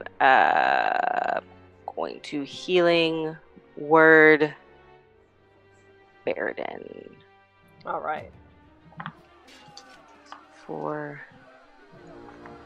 11. All right. Seeing the way the tides are turning, this guy's gonna try to run. No. All right. Go ahead and make some attacks of opportunity, guys. I would love to. Can I roll the deck of Sunder? I also got a natural 20. Yes! All right, you two. He has 4 hit points left, so please tell me how you two tag team this. Well, I think we got to do the deck of Sunder to see Okay. what kind of extra damage we do. Yes. Let's see this. Okay, go ahead, pull your deck of Sunders. Because, I mean, if we're going like full anime here. Yeah. Okay. Hey, get in there. Get in there. Oh, we'll go from the top on this one. Yeah. What is it, Dabney? Come on, Dabney.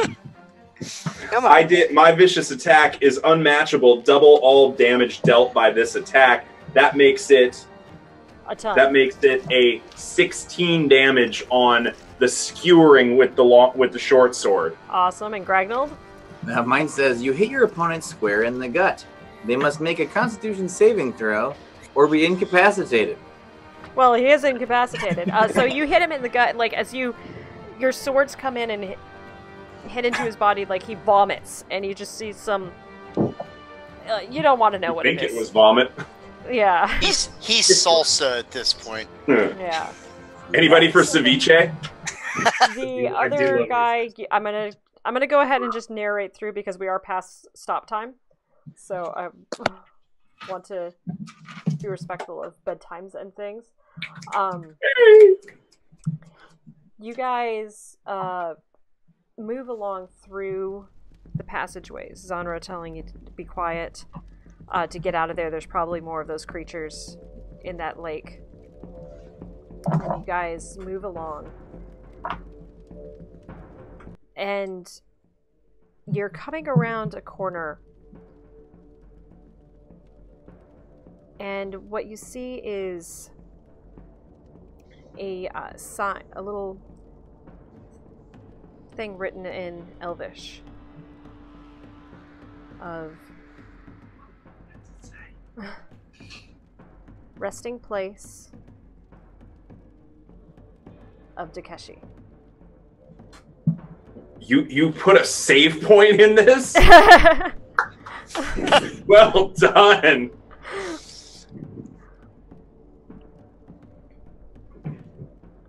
Do we know the name? To the resting place of Takeshi. Yeah. I think I said the name right. Hold on. I was Do I getting know Well, you're the DM. Of course you said it right. Yeah, No, we, I might not have actually. Hold on. We know that's your real name. Yeah. Because we accidentally said it a couple of times. Takeshi? Takeshi. Yeah. Takeshi. Sorry. Takeshi. Okay. Yep. Wow. And Wow. that's where we'll end it. And I assume we're all doing a long rest. Don't rest your characters up yet.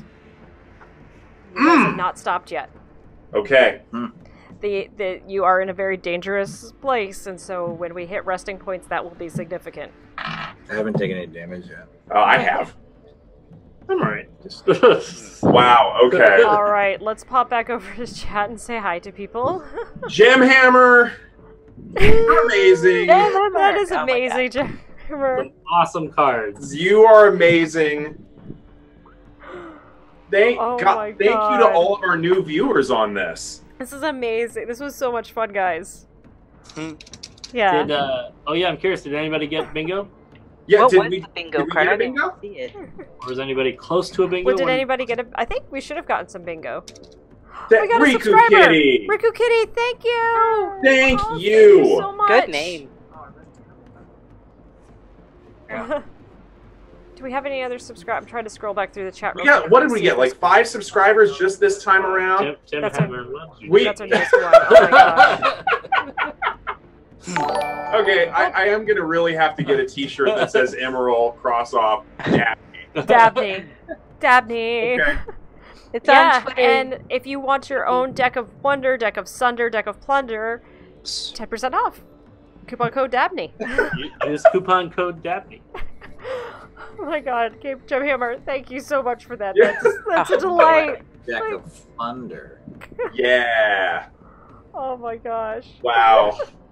Like 7 Spoon. Hi! Hi, Seven Spoon. Oh my gosh.